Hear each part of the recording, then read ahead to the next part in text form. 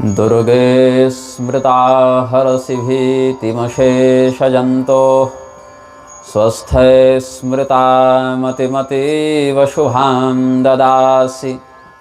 दारिद्र्यदुःखभयहारिणिका त्वदन्या सर्वोपकारकरणाय सदार्द्रचित्ता। दिव्यार्कबोधकमलोदरगर्भसंस्थं विश्वात्मकं परमनिर्मलसिद्धनाथं येनावतारितमहार्णवमध्यचन्द्रद्वीपान्तरे परमचिञ्चिणचित्प्रकाशम्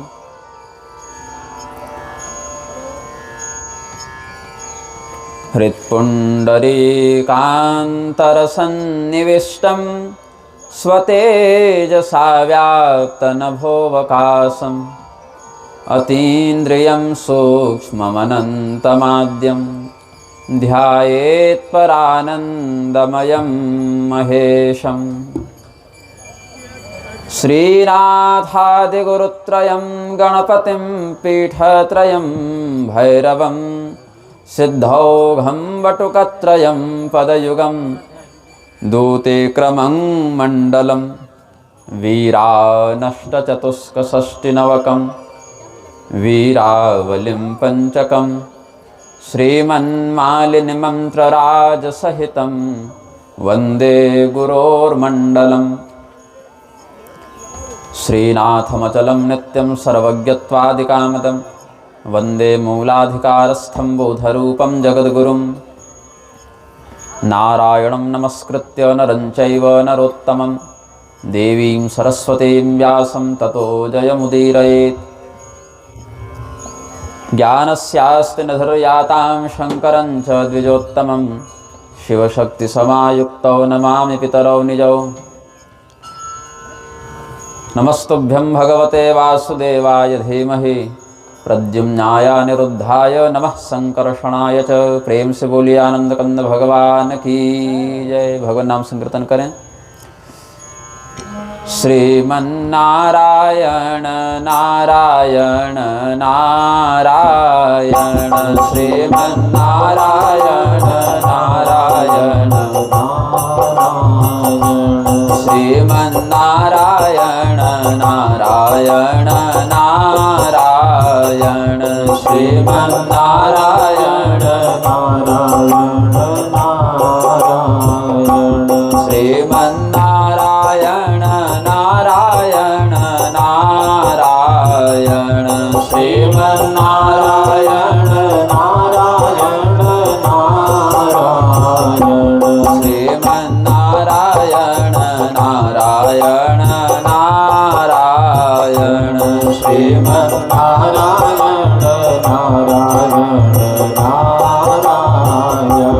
श्रीमन्नारायण नारायण नारायण श्रीमन्नारायण नारायण। प्रेम से बोली विंध्यवासिनी मैया की। श्रीमद् देवी भागवत महापुराण के अंतर्गत जो वृत्रासुर का उपाख्यान है, आज हम उसका वाचन करेंगे। सामान्यतया यह प्रसिद्ध है कि वृत्रासुर को देवराज इंद्र ने मारा था, किंतु स्वयं अकेले अपनी शक्ति का आश्रय लेकर देवराज इंद्र ऐसा करने में समर्थ नहीं थे, तो उन्होंने भगवान विष्णु का सहयोग प्राप्त करके ऐसा किया। यह दूसरा पक्ष है। तृतीय पक्ष यह है कि भगवती ने वृत्रासुर को मारा। तो इस विषय में राजा जनमेजय को संदेह हो गया कि कथमेक वधोद्वाभ्याम कृतः स्यान् मुनिपुंगव तदेतत् श्रोतुमिच्छामि परम कौतूहलम हि मे। जब वृत्रासुर का वध इंद्र ने किया तो देवी जी ने कैसे फिर मारा, और देवी जी ने अगर मारा तो देवराज इंद्र को वृत्रहा क्यों कहा जाता है कि वृत्रासुर को मारने वाले आप हैं, ऐसा उनकी स्तुति में क्यों कहते हैं। तो यहाँ पर व्यास जी बताते हैं, युद्धं पुरा वासववृत्रयोर्यद् वेदे प्रसिद्धं च तथा पुराणे दुःखं सुरेन्द्रेण तथैव लब्धं हत्वा रिपुं त्वाष्ट्रम पापमेव चित्रं किमत्र नृपते हरिवज्रभृद्भ्यां यच्छदमना विनिहतस्त्रिशिरोऽथ वृत्रः मायाबलेन मुनयोऽपि विमोहितास्ते चक्रुश्च निम्यमनिशं किल पापभीताः। देवराज इंद्र और वृत्रासुर का जो संग्राम इस सारस्वत कल्प में हुआ, जिसका वर्णन यहाँ किया गया है, उसमें वृत्रासुर का कोई विशेष अपराध नहीं था। जब हम श्रीमद् भागवतादि का अनुसरण करें तो उसमें वृत्रासुर ने देवताओं के ऊपर आक्रमण करके उनको पीड़ित करना आरंभ किया था, इतना ही वर्णन है। किंतु वृत्रासुर वस्तुतः पूर्वकाल में चित्रकेतु नामक राजा थे और भगवान के भक्त थे। देवी शाप से ही उनका राक्षस योनि में पुनर्जन्म हुआ था। ये सब बातें भी ध्यातव्य हैं। लेकिन वृत्रासुर और देवराज इंद्र का जो सारस्वत कल्पगत वृत्तांत है उसमें थोड़ा भेद है। यहाँ वृत्रासुर को निरपराध कहा गया। हत्वा रिपुम त्वाष्ट्रमपापमेव, निष्पाप शत्रु को मारा। तो शत्रु अगर निष्पाप है तो क्यों मारा, और मारा तो किस विधान से मारा? तो कहते हैं कि जब बड़े बड़े ऋषि महर्षि भी मोहित होकर, माया से मुग्ध होकर अनुचित कर्म कर बैठते हैं, तो वैसा ही यहाँ पर समझना चाहिए कि भगवान विष्णु के सहयोग से देवराज इंद्र ने भी वृत्रासुर के वध में कुछ गड़बड़ कर दी। ब्रह्महत्या भी उनको बाद में लगी थी। तो यहाँ पर राक्षस को मारने के बाद इंद्र को ब्रह्महत्या क्यों लगी? इसीलिए कहा गया कि अग्नि ब्राह्मणों में गुरुतुल्य प्रतिष्ठित हैं। अग्निर्गुरुर द्विजातीनाम, देवताओं में भी अग्नि को ब्राह्मण देवता माना गया है। विश्वकर्मा त्वष्टा को भी ब्राह्मण देवता माना गया है। इसीलिए विश्वकर्मा के पद पर बैठे त्वष्टा के द्वारा मंत्र की आहुति जब अग्नि में पड़ी तो दोनों के संयोग से जिस राक्षस का जन्म हुआ वह भी जन्म के दृष्टिकोण से ब्राह्मण ही माना गया था। तस्मात् जातिस्तु जन्मना, ये कहते हैं। इसीलिए वृत्रासुर को मारने के बाद भी इंद्र को ब्रह्महत्या लगी। रावण को पितृवंश से ब्राह्मणत्व की संसिद्धि थी, इसीलिए उसको मारकर भी भगवान श्री रामचंद्र जी ने ब्रह्महत्या का प्रायश्चित किया है। यह स्कंद पुराण से और जैमिनीयाश्वमेध महाभारत इत्यादि से स्पष्ट है। तो यहाँ पर कहते हैं कि देवताओं में श्रेष्ठ एक त्वष्टा नामक प्रजापति हुए।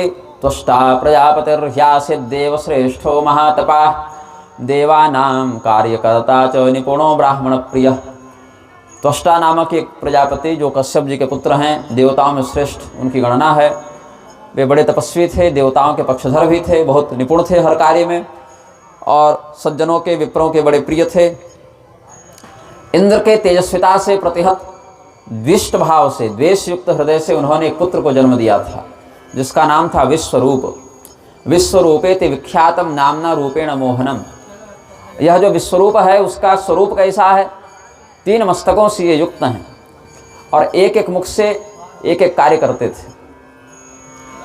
एक मुख से सात्विक वेदाध्ययन करते थे, वेद पाठ करते थे। दूसरे मुख से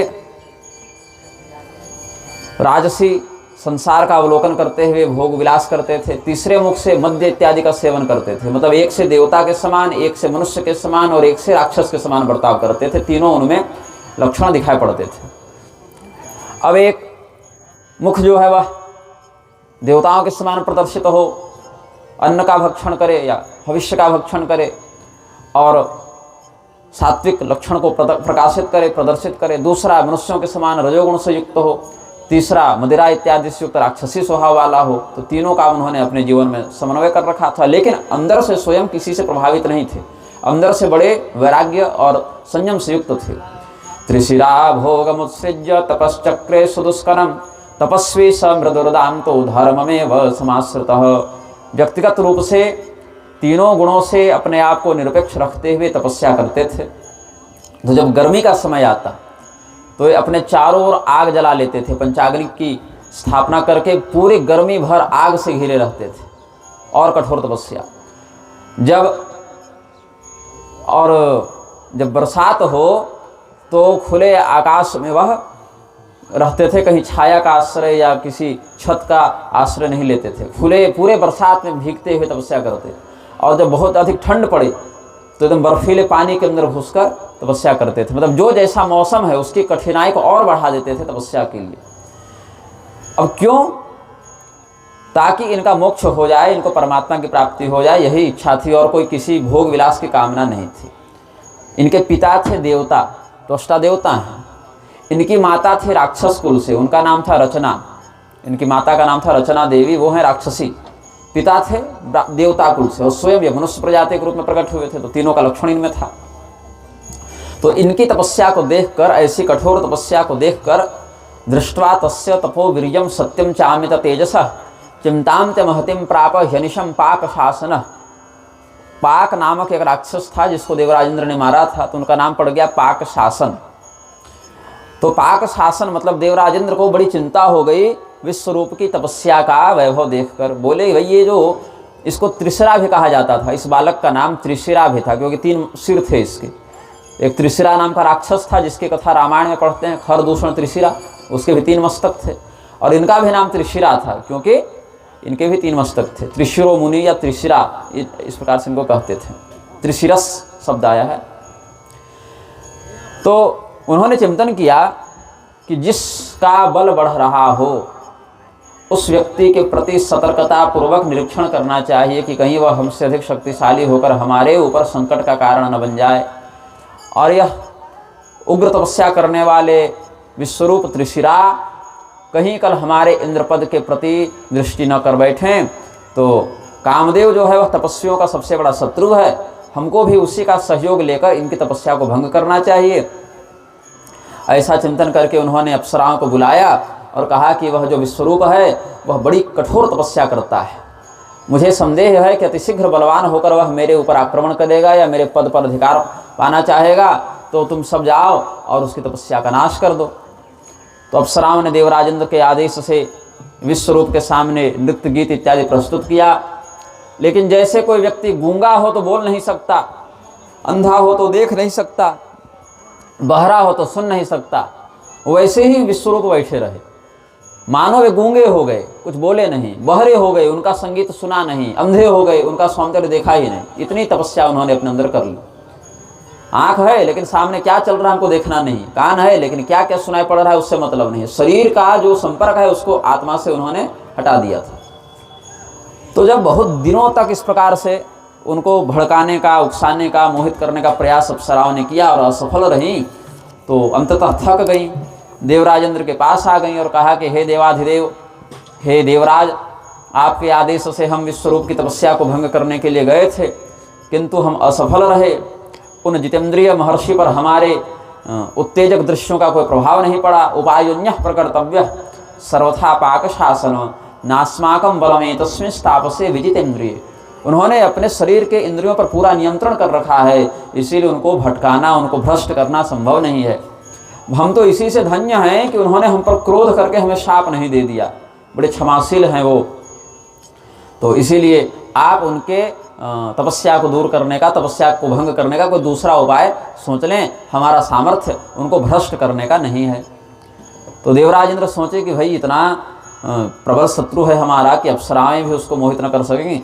तो अथ सलोभमुपेत्य सुराधिपः समधिगम्य गजासन संस्थितः त्रिशिरसं प्रतिदुष्टमतिस्तदा मुनिमपश्यदमेय पराक्रमम् तमभिवीक्ष्य दृढासन संस्थितं जितगिरं सुसमाधिवशं गतं रविविभाव सुसन्निभमोजसा सुरपतिः परमापदमभ्यगात् कथमसौ विनिहन्तुमहो मया मुनिरपापमतिः किल सम्मतः रिपुरयं सुसमिद्धतपोबलः कथमुपेक्ष्य इहासन कामुकः। ऐरावत हाथी पर आरूढ़ होकर देवराजेंद्र उसी स्थान पर पहुँचे जहाँ विश्वरूप त्रिशिरा तपस्या करते थे। पूरी समाधि में बैठे हैं। उनको देखकर लगा जैसे यहाँ कोई मनुष्य तपस्या नहीं कर रहा है, यहाँ साक्षात सूर्य देव बैठे हुए हैं। इतनी तेजस्विता देखी। फिर बोले कि इनके जीवन में कोई पाप नहीं है, कोई कपट नहीं है, हम इनको मारने में समर्थ कैसे हो पाएंगे? हमें प्रयास करना तो पड़ेगा, लेकिन किस अपराध का हम इन्हें दंड दें? लोग कहेंगे ना क्यों मारे, तो क्या कहें कि हमको डर लग रहा था कि हमारे ऊपर वो आक्रमण कर देंगे। केवल डर मात्र से हम किसी को नहीं मार सकते जब तक कोई ठोस कारण नहीं हो। डर तो किसी से भी लग सकता है, वो तो अपनी एक बुद्धि का विषय है। लेकिन सोचा कि हमारा जो डर है वह निरर्थक नहीं है, क्योंकि पहले भी देखा गया है कि बहुत से ऐसे लोग जिनकी माता राक्षसी हैं और जिनका पिता ब्राह्मण है, जिस प्रकार से रावण इत्यादि समय देख ली इतिहास में, तो वो भी तपस्या करके जब वरदान प्राप्त कर लेते हैं तो घमंडी हो जाते हैं या उनकी बुद्धि भटक जाती है। इधर हिरण्यकशिपु और हिरण्याक्ष क्या थे? कश्यप जी की तो पुत्र थे। तो इसीलिए यह देखा जाता है कि शक्ति को प्राप्त करने के बाद व्यक्ति अहंकारी हो जाता है, दंभी हो जाता है, हो सकता है ये भी हो जाए। तो यद्यपि विश्वरूप ने कोई अपराध नहीं किया था, किंतु अपने ईर्ष्या और असुरक्षा की भावना के कारण देवराज इंद्र ने उन पर वज्रपात कर दिया और वज्र के प्रहार से वो मृत हो गए, मर गए। बैठे बैठे समाधि थी, वो ही मर गए और नीचे गिर पड़े। जैसे वो पृथ्वी पर जब बैठे बैठे उनका शरीर गिर गया। इति विचिन्त्य पविं परमायुधं प्रतिमुमोच मुनिं तपस्य स्थितं शशि दिवाकर सन्निभमासुगं त्रिशिरसं सुरसंघपतेः स्वयं तदभिघातः तः सधरातले किल पपात ममार च तापसः शिखरिणं शिखरं कुलिशार्दितं निपतितं भुवि चाद्भुत दर्शनम्। जैसे किसी पर्वत के ऊपर वज्रपात हो और एक बड़ी चट्टान वहाँ से टूट कर नीचे गिर जावे तो कैसे विस्फोट की ध्वनि होती है। विश्वरूप को जब मारा है इंद्र ने वज्रपात से तो वैसे ही ध्वनि हुई। तो और भी उस क्षेत्र में अगल बगल कुछ ऋषि महर्षि तपस्या कर रहे थे जो अपने अपने ध्यान में थे। तो ये जो ध्वनि हुई, ये जो विस्फोट का स्वर हुआ, उसका जो नाद हुआ, जो आवाज़ निकली, उससे ये सब जग गए और देखने लगे कि अरे ये ध्वनि कहाँ से आई। तो ध्यान गया कि देवराज इंद्र हाथी पर बैठे हैं और सामने विश्वरूप का जो शरीर है वो निष्प्राण पड़ा हुआ है। तो धिक्कारने लगे कि अरे तुम देवताओं के राजा हो, इतने इतने यज्ञ स्वयं तुमने 100 अश्वमेध यज्ञ किए और देवराज के पद पर बैठे, और ये तुम्हारी बुद्धि को क्या हो गया आज? अब तुम साधुओं पर आक्रमण करोगे? अरे तुम्हें वज्र क्यों दिया गया था? ताकि तुम धर्म की रक्षा करो, तुम दुष्टों का संहार करो, राक्षसों को यज्ञ का विध्वंस करने से रोको। और आज जो साधु है, निष्कपट है, जिसके मन में किसी के प्रति वैर नहीं, कोई छल नहीं, उसको तुम मारने के लिए अपने दिव्यास्त्र का प्रयोग करते हो। कोई बात नहीं, सही और गलत तो सब पर लागू होता है। तुम भले देवताओं के राजा हो, लेकिन इस पाप का दंड तुमको अवश्य मिलेगा। ऐसा कहने लगे, सब उनको डांटने लगे, वहाँ धिक्कारने लगे। तो देवराज इंद्र भी हाथी पर बैठकर चले गए। लेकिन पीछे मुड़कर एक बार देखा कि मर गया ना मेरा शत्रु, कि कहीं बेहोश तो नहीं हुआ है, क्योंकि तपस्वी तो बहुत बड़े थे। तो जब जाने लगे तो एक बार पीछे मुड़कर देखा तो उनको लगा कि ये बेहोश हुए, मरे नहीं। मर तो सच में गए थे, लेकिन शरीर मुर्दा जैसा लग नहीं रहा था। अभी भी लग रहा था जैसे सोए हुए हों या बेहोश हो गए हों। उनकी तेजस्विता में, उनकी चमक में कोई कमी नहीं आई थी। तो बहुत देर तक वो सोच विचार करते रहे। तम निहत्य तरसासुर राजो निर्जगाम निज मंदिर मासु सहतोपि वीरराज महात्मा जीवमान इव तेजसाम निधि। तो उन्होंने सोचा अब क्या करें, अब तो वज्र था हमारे पास, वो चला दिया। अब इसका मस्तक तो कटा नहीं और ये मर गया कि नहीं मरा इसका भी परीक्षण हम कर नहीं पा रहे। तो बहुत देर वहीं खड़े रहे वो। बाकी ऋषि महर्षि उनको इस प्रकार से धिक्कारते हैं, फिर चुप हो गए, कब तक सुनाएंगे। वो भी अपने भजन पूजन में लग गए कि दंड तुमको मिलेगा, तुम बहुत ज़्यादा अहंकारी हो गए हो, ऐसा कहकर। तो देखा उधर एक बढ़ई आ रहा था। बढ़ई समझते हैं, लकड़ी का काम करते हैं, संस्कृत में कहते हैं तक्षा, मतलब काट छाँट करने वाला, जो लकड़ी का तक्षण करे, काट छाँट करे, तो बढ़ई को कहते हैं तक्षा। तो उसके हाथ में उसकी कुल्हाड़ी और आरी ये सब हथियार थे, उसके जो आयुध हैं उसके कारीगर के। तो उसको देवराज इंद्र ने बुलाया, तो उसने प्रणाम किया कि देवराज हमको बुला रहे हैं, क्या आदेश देंगे। तो कहा कि ऐसा करो, यह हमारा शत्रु मेरे द्वारा मार दिया गया है, लेकिन फिर भी मुझे शांति नहीं मिल रही है। मुझे लग रहा है कि हो सकता है फिर ये जिंदा हो जाए। तो तुम्हारे पास कुल्हाड़ी है, एक फरसा था, कुल्हाड़ी का बड़ा भाग फरसा हो गया बड़े रूप में, तो तुम इसी से इसका मस्तक काट दो, इसके जो 3 मस्तक हैं उनको काट कर अलग कर दो। तो तक्षा ने कहा महास्कंदो भीषम या भाति परसुर न तरिष्यति। इसका शरीर बहुत बड़ा है, बहुत बलिष्ठ है, और इस मेरा जो फरसा है इतना धारदार नहीं है कि इतने मजबूत कंधे से गर्दन को काटकर अलग कर दे। देवराज इंद्र ने कहा कि देखो, लकड़ी काट कर अलग कर दे रहे हो, चमड़ी काटना कौन सी बड़ी बात है, धार तो है। तुम कुछ और ही कारण बताना चाहते हो लगता है, इसमें फरसे में तो कोई दिक्कत नहीं है, बताओ क्या बात है। तो कहा कि देखिए, सत्य तो यही है देवराज कि ये बहुत घटिया काम है। मैं कसाई नहीं हूँ, हत्यारा नहीं हूँ, बढ़ई हूँ। लकड़ी काटना अलग बात है और व्यक्ति को काटना अलग बात है। तो मैं कसाई नहीं हूँ, मैं शिकारी नहीं हूँ, मैं बढ़ई हूँ। और उस पर भी अगर ये कोई दुष्ट होता तो मैं एक बार चला भी देता कि, लेकिन ये तो साधु हैं, संत हैं, एक तो आपने गलती कर ही दी। अब ये मरना था, इनको मर गए, अब मुर्दे को काटने के लिए कह रहे हैं। तो ये पाप हमसे नहीं होगा, और ये साधु एक बार मर ही गए तो इनको काट कर आपको कौन सा ऐसा बहुत बड़ा लाभ हो जाएगा, तो आपका तो पता नहीं, लेकिन अहम विभेमि पापाद वै मृतस्य च मारणे, मुझे तो पाप से डर लगता है, मैं ये पाप नहीं करूँगा। देवराज इंद्र बोले कि देखो मैं जानता हूँ ये मर गया है, लेकिन फिर भी ये जीवित के ही समान दिखता है, इसकी आकृति मलिन नहीं हो रही, इसमें मुर्दे के समान जो विकृति आनी चाहिए वो विकृति नहीं आ रही है, ऐसा लगता है इसमें अभी भी प्राण बचे हुए हैं। सजीव इव देहोयम आभाति विशदाकृते तस्माद् विभेमि मा जीवेन मुनि शत्रुरयम मम। तो फिर उस बढ़े ने देवराज इंद्र को जवाब दिया। देखिए, जो व्यक्ति अपने धर्म पर स्थित रहता है, अपने सदाचरण पर, चाहे वो बढ़ई भी हो, वो देवराज को भी जवाब देने का साहस रखता है। अब आजकल क्या, तो पुलिस प्रशासन से नहीं बहस कर सकते, लेकिन उस समय का बढ़ई भी इतना बुद्धिमान था, इतना उसके अंदर गौरव था अपने कर्तव्य का कि हम गलत नहीं करेंगे, और अगर आप गलत कर रहे हैं और देवराज भी हों तो आपसे हम बहस करेंगे, आपको सही का उपदेश करेंगे।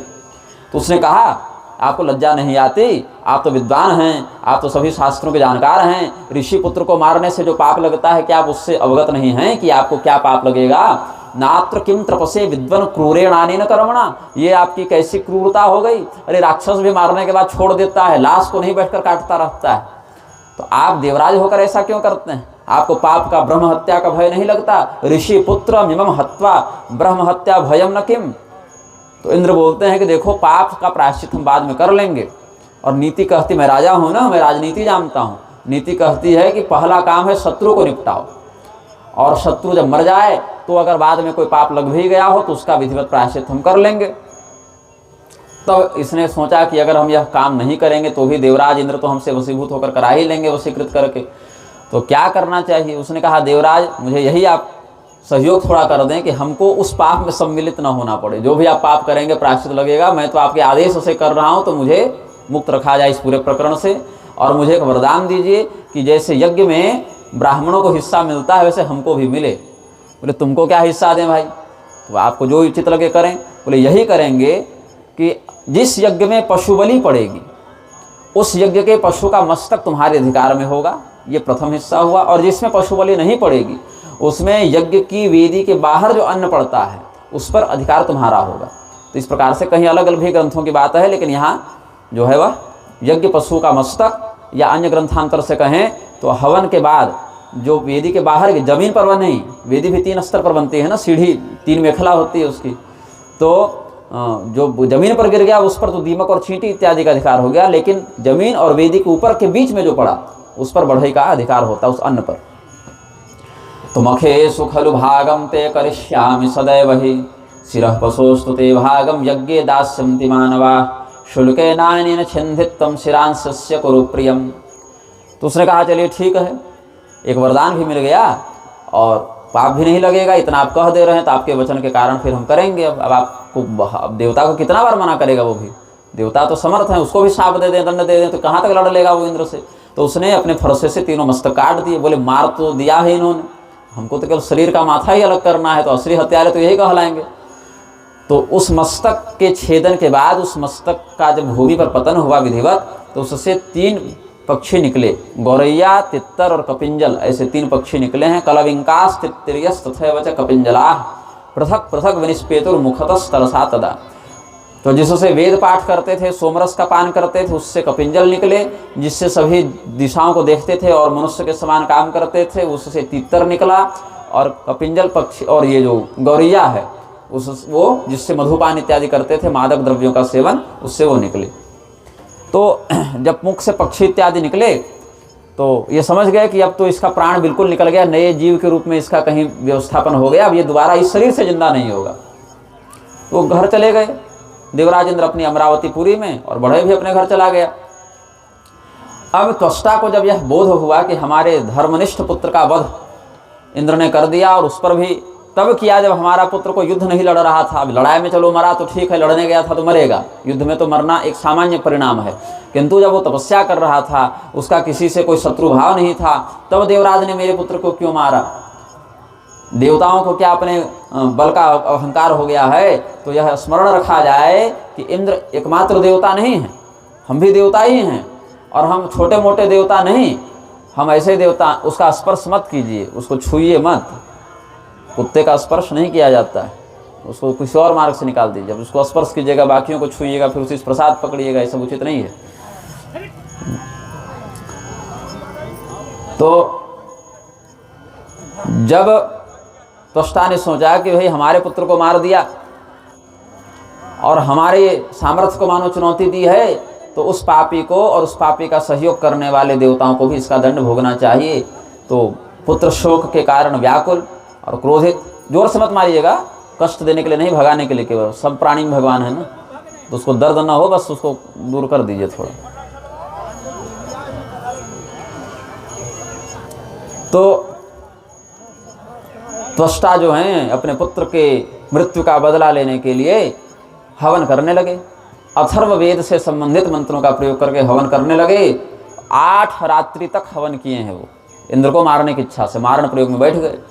तो कृते होमेश्वरात्रम तो संदीप्ता च विभावसो प्रादुर्बभूव तरसा पुरुषः पावकोपमः। तो अग्निकुंड से आग की लपटें बढ़ने लगी अचानक। 8 दिन हवन रात रात को करते थे, तो 8 रात्रि तक हवन करने के बाद अचानक से वहाँ से पुरुष प्रकट हुआ। पुरुष कैसा था? आग की लपटों से ही वह बना हुआ था, ऐसा लगा, मतलब अग्नि की लपटें पुरुष की आकृति में आ गईं और फिर वह एक बहुत बड़े राक्षस के रूप में प्रकट हो गई। तो त्वष्टा ने कहा, इंद्र शत्रु विवर्धस्व प्रताप तपसो मम। हे इंद्र के शत्रु, तुम हमारे प्रताप से, हमारे तपोबल का आश्रय लेकर बढ़ जाओ, जल्दी बड़े हो जाओ, जल्दी बड़े हो जाओ। तो वह इतना बड़ा हो गया कि मानो पैर हो गया धरती पर और माथा सट गया आकाश में। वह लपट जो बढ़ी, लपट वाला जो ज्वालामाली पुरुष था, ज्वालामाली मतलब अग्नि की ज्वाला को ही जिसने धारण किया हुआ है, आकाश तक वह पहुंच गया। फिर वहां से कहता है कि आप मेरे स्वामी हैं, मेरे पिता हैं, आप बताइए कि मेरे लिए क्या आज्ञा है, मैं कौन हूँ, मेरा नाम क्या है, मेरा काम क्या है, ये बताइए। तो त्वष्टा प्रसन्न हो गए, बोले तुम क्या कर सकते हो, पहले ये बताओ, तुम्हारा सामर्थ्य क्या है, जितनी ताकत होगी उतना ही ना काम बताएंगे। बोले कि आप हमारे पिता हैं और आपका चेहरा मुझे बड़ा उदास दिख रहा है, लगता है किसी बात से आपको बहुत कष्ट है, बहुत चिंता है। तो पिताजी, अब अगर आप आदेश देंगे तो मैं पूरा समुद्र पीकर सुखा दूंगा, सभी पर्वतों को हाथ में मसल कर मैं बालू बना दूंगा, चूर्ण बना दूंगा, सूर्य उग रहे हों उनको मैं स्तंभित कर दूंगा, और देवराज इंद्र, यमराज इत्यादि सबको मैं मार कर आपके सामने ले आऊंगा। आप केवल बोलिए, हम सब करने में समर्थ हैं, पराक्रम पर मत जाइए कि क्या कर सकते हैं, जो कहिएगा सो कर सकते हैं, असंभव को भी संभव बना सकते हैं। अब त्वष्टा का मुख खुल गया, खिल गया। कहते हैं कि देखो, वृजनात्रात मधुना यस्मात् छक्तो से पुत्र का तस्माद वृत्र इति ख्यातम तव नाम भविष्यते। वृजिन मतलब कष्ट से, त्राण मतलब रक्षा करने के लिए तुम आए हो, इसलिए तुम्हारा नाम होगा वृत्र। वृजिन से त्राण करो, वृजनान माम त्रायस्व। वृ मतलब कष्ट और त्र मतलब रक्षा, त्राही त्राही कहते हैं ना, त्र मतलब रक्षा और वृ मतलब वृजिन मतलब कष्ट दुख। तो वृजिन से तुम हमें रक्षा करने में समर्थ हो, इसलिए तुम्हारा नाम होगा वृत्र। बोले अच्छा, और ये तो नाम हो गया, वो काम क्या है? तो काम बताए कि तुम्हारे बड़े भाई थे विश्वरूप, त्रिशिरा, निरपराध थे, तपस्या में बैठे हुए थे, और इंद्र ने बड़ी निर्लज्जता और क्रूरता के साथ उनका वध कर दिया है। तो तुम ऐसा करो, जिस भी देवता के पास जो दिव्य अस्त्र शस्त्र हैं, सब तो विश्वकर्मा के ही बनाए हुए हैं, तो हम तुमको सब अस्त्र शस्त्र दे देते हैं। 5 देवता बैठते हैं विश्वकर्मा के पद पर, उसमें एक त्वष्टा भी हैं। विश्वकर्मा का सम्मिलित रूप अलग है और फिर 5 देवताओं का एक समूह भी विश्वकर्मा का दल बनाता है। तो एक उसमें मैदानों भी विश्वकर्मा के रूप में जाने जाते हैं, राक्षस होने के बाद भी। तो ऐसे कुछ शिल्पियों का वह समूह है।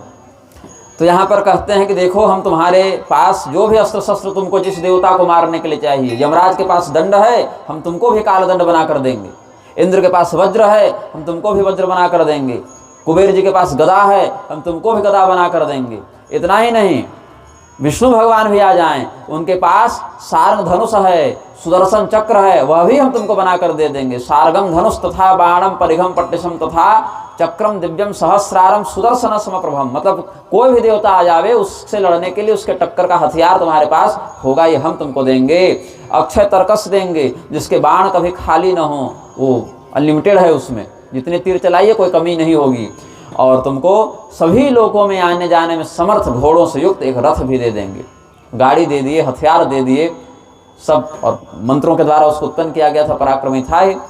फिर ब्राह्मणों को बुलाया, कहा कि देखिए आप सब भी जानते हैं कि हमारे पुत्र को गलत तरीके से मारा गया है, तो आप सबको भी साथ देना चाहिए।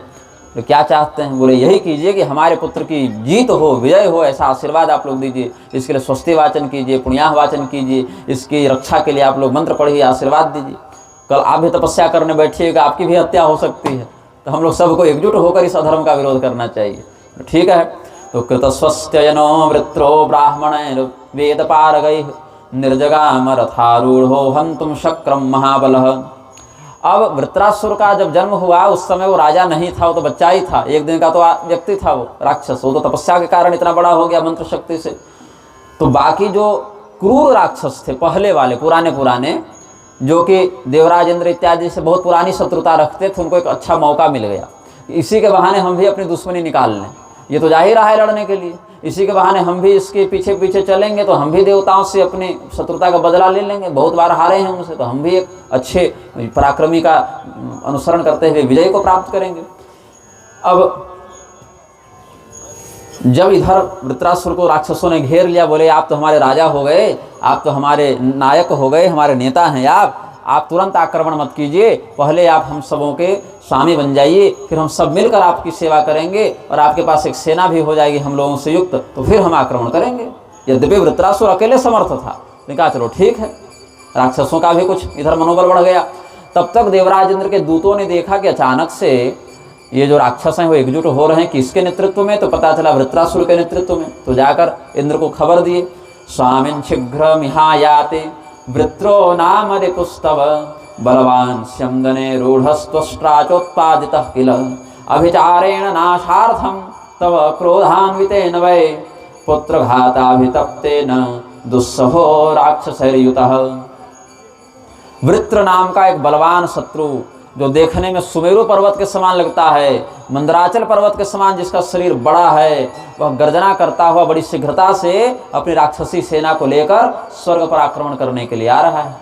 तो दूतों ने कहा, और इससे पहले कि दूत अपनी बात पूरी कर सकें, जितने देवी देवता थे स्वर्ग के वो जमा होने लगे एक जगह, और सब देवराज को आकर कहते हैं कि प्रभु हम तो स्वर्ग में रहते हैं, यहाँ तो कोई अपशगुन होता नहीं, कोई कष्ट होता नहीं, तो आज स्वर्ग के ऊपर गिद्ध क्यों मंडरा रहे हैं, चील कौवे बाज मंडरा रहे हैं, हमारे जो हाथी घोड़े स्वर्ग में हमको कोई रोग नहीं होता, कोई दुख नहीं होता, लेकिन वो रो रहे हैं, चिल्ला रहे हैं, और हम सब देवता हैं, यहाँ अप्सराओं का संगीत होता था, ऐसा लग रहा है जैसे राक्षसियाँ यहाँ चिल्ला रही हैं, रुदन कर रही हैं, और हम लोग देखते हैं कि काले रंग का कपड़ा पहने हुए और भयानक मुख वाली कुछ स्त्रियां प्रकट होती हैं, और हम देवताओं के महल में घुसकर कहती हैं कि निकल जाओ, भाग जाओ यहाँ से, निकल जाओ, ऐसा कहती हैं।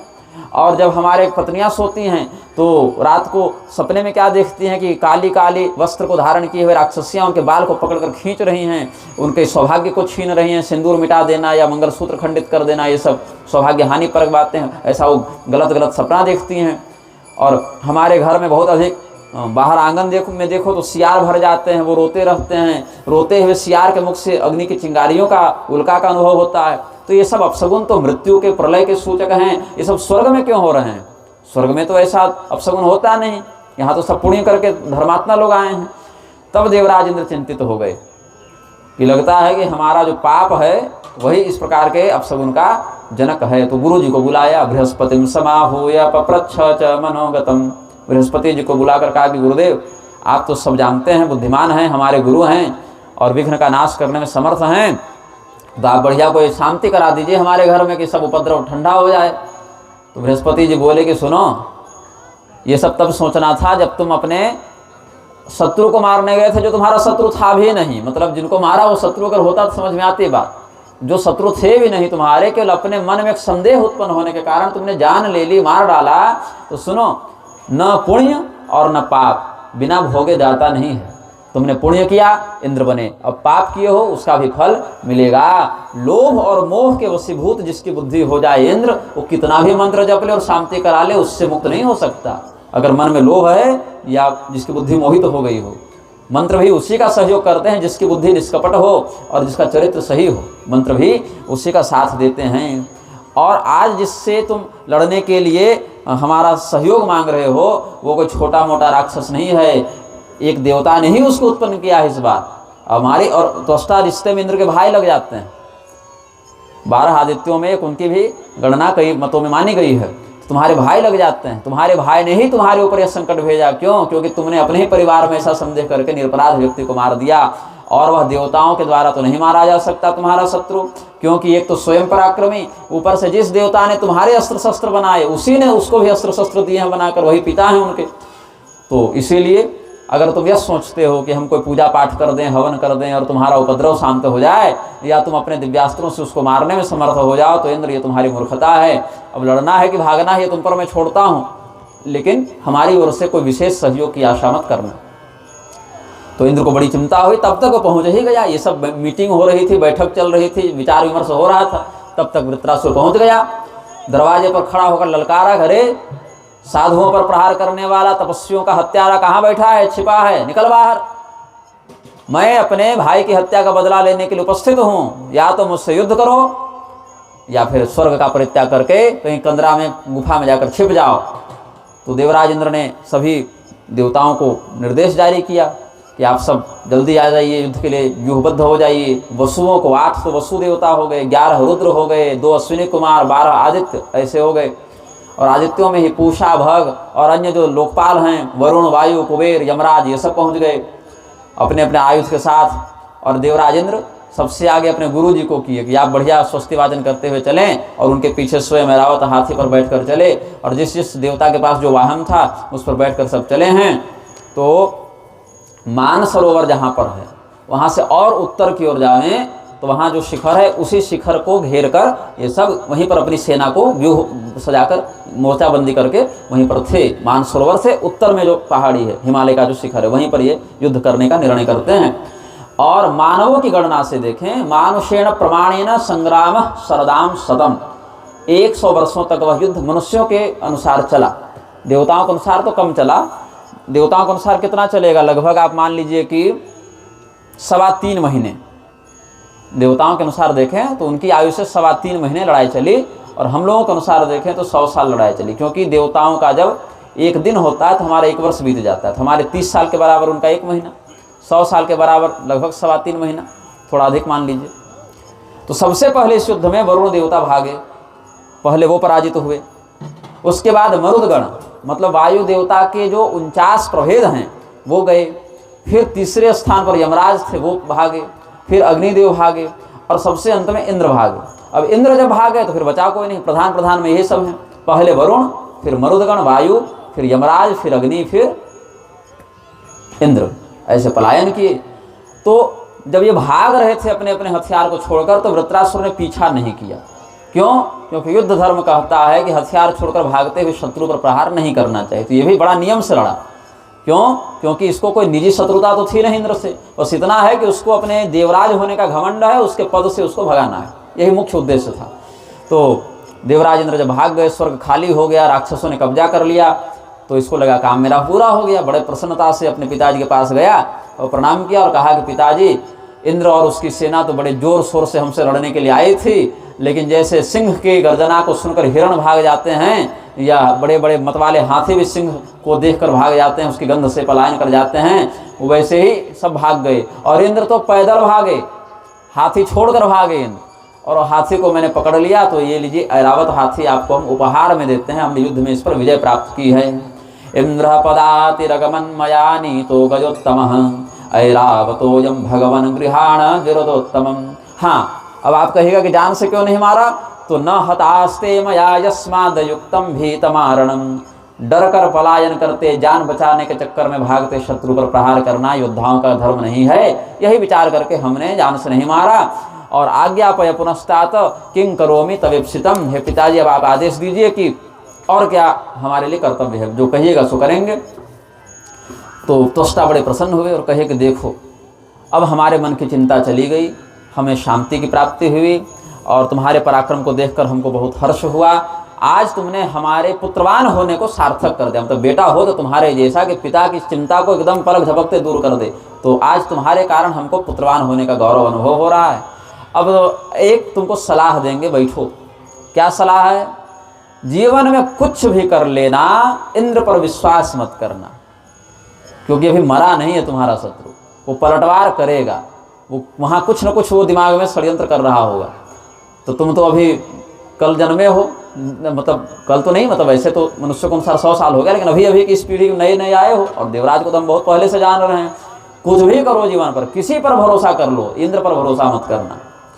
हाँ, अभी क्या करना है तुमको तपस्या करनी है, विधिवत तपस्या करके, आराधना करके अपने बल को बढ़ाना है और अधिक शक्तिशाली बनना है, और अंततः इंद्र का तुमको वध करना है। और इंद्र का वध करने के लिए तुमको क्या करना पड़ेगा?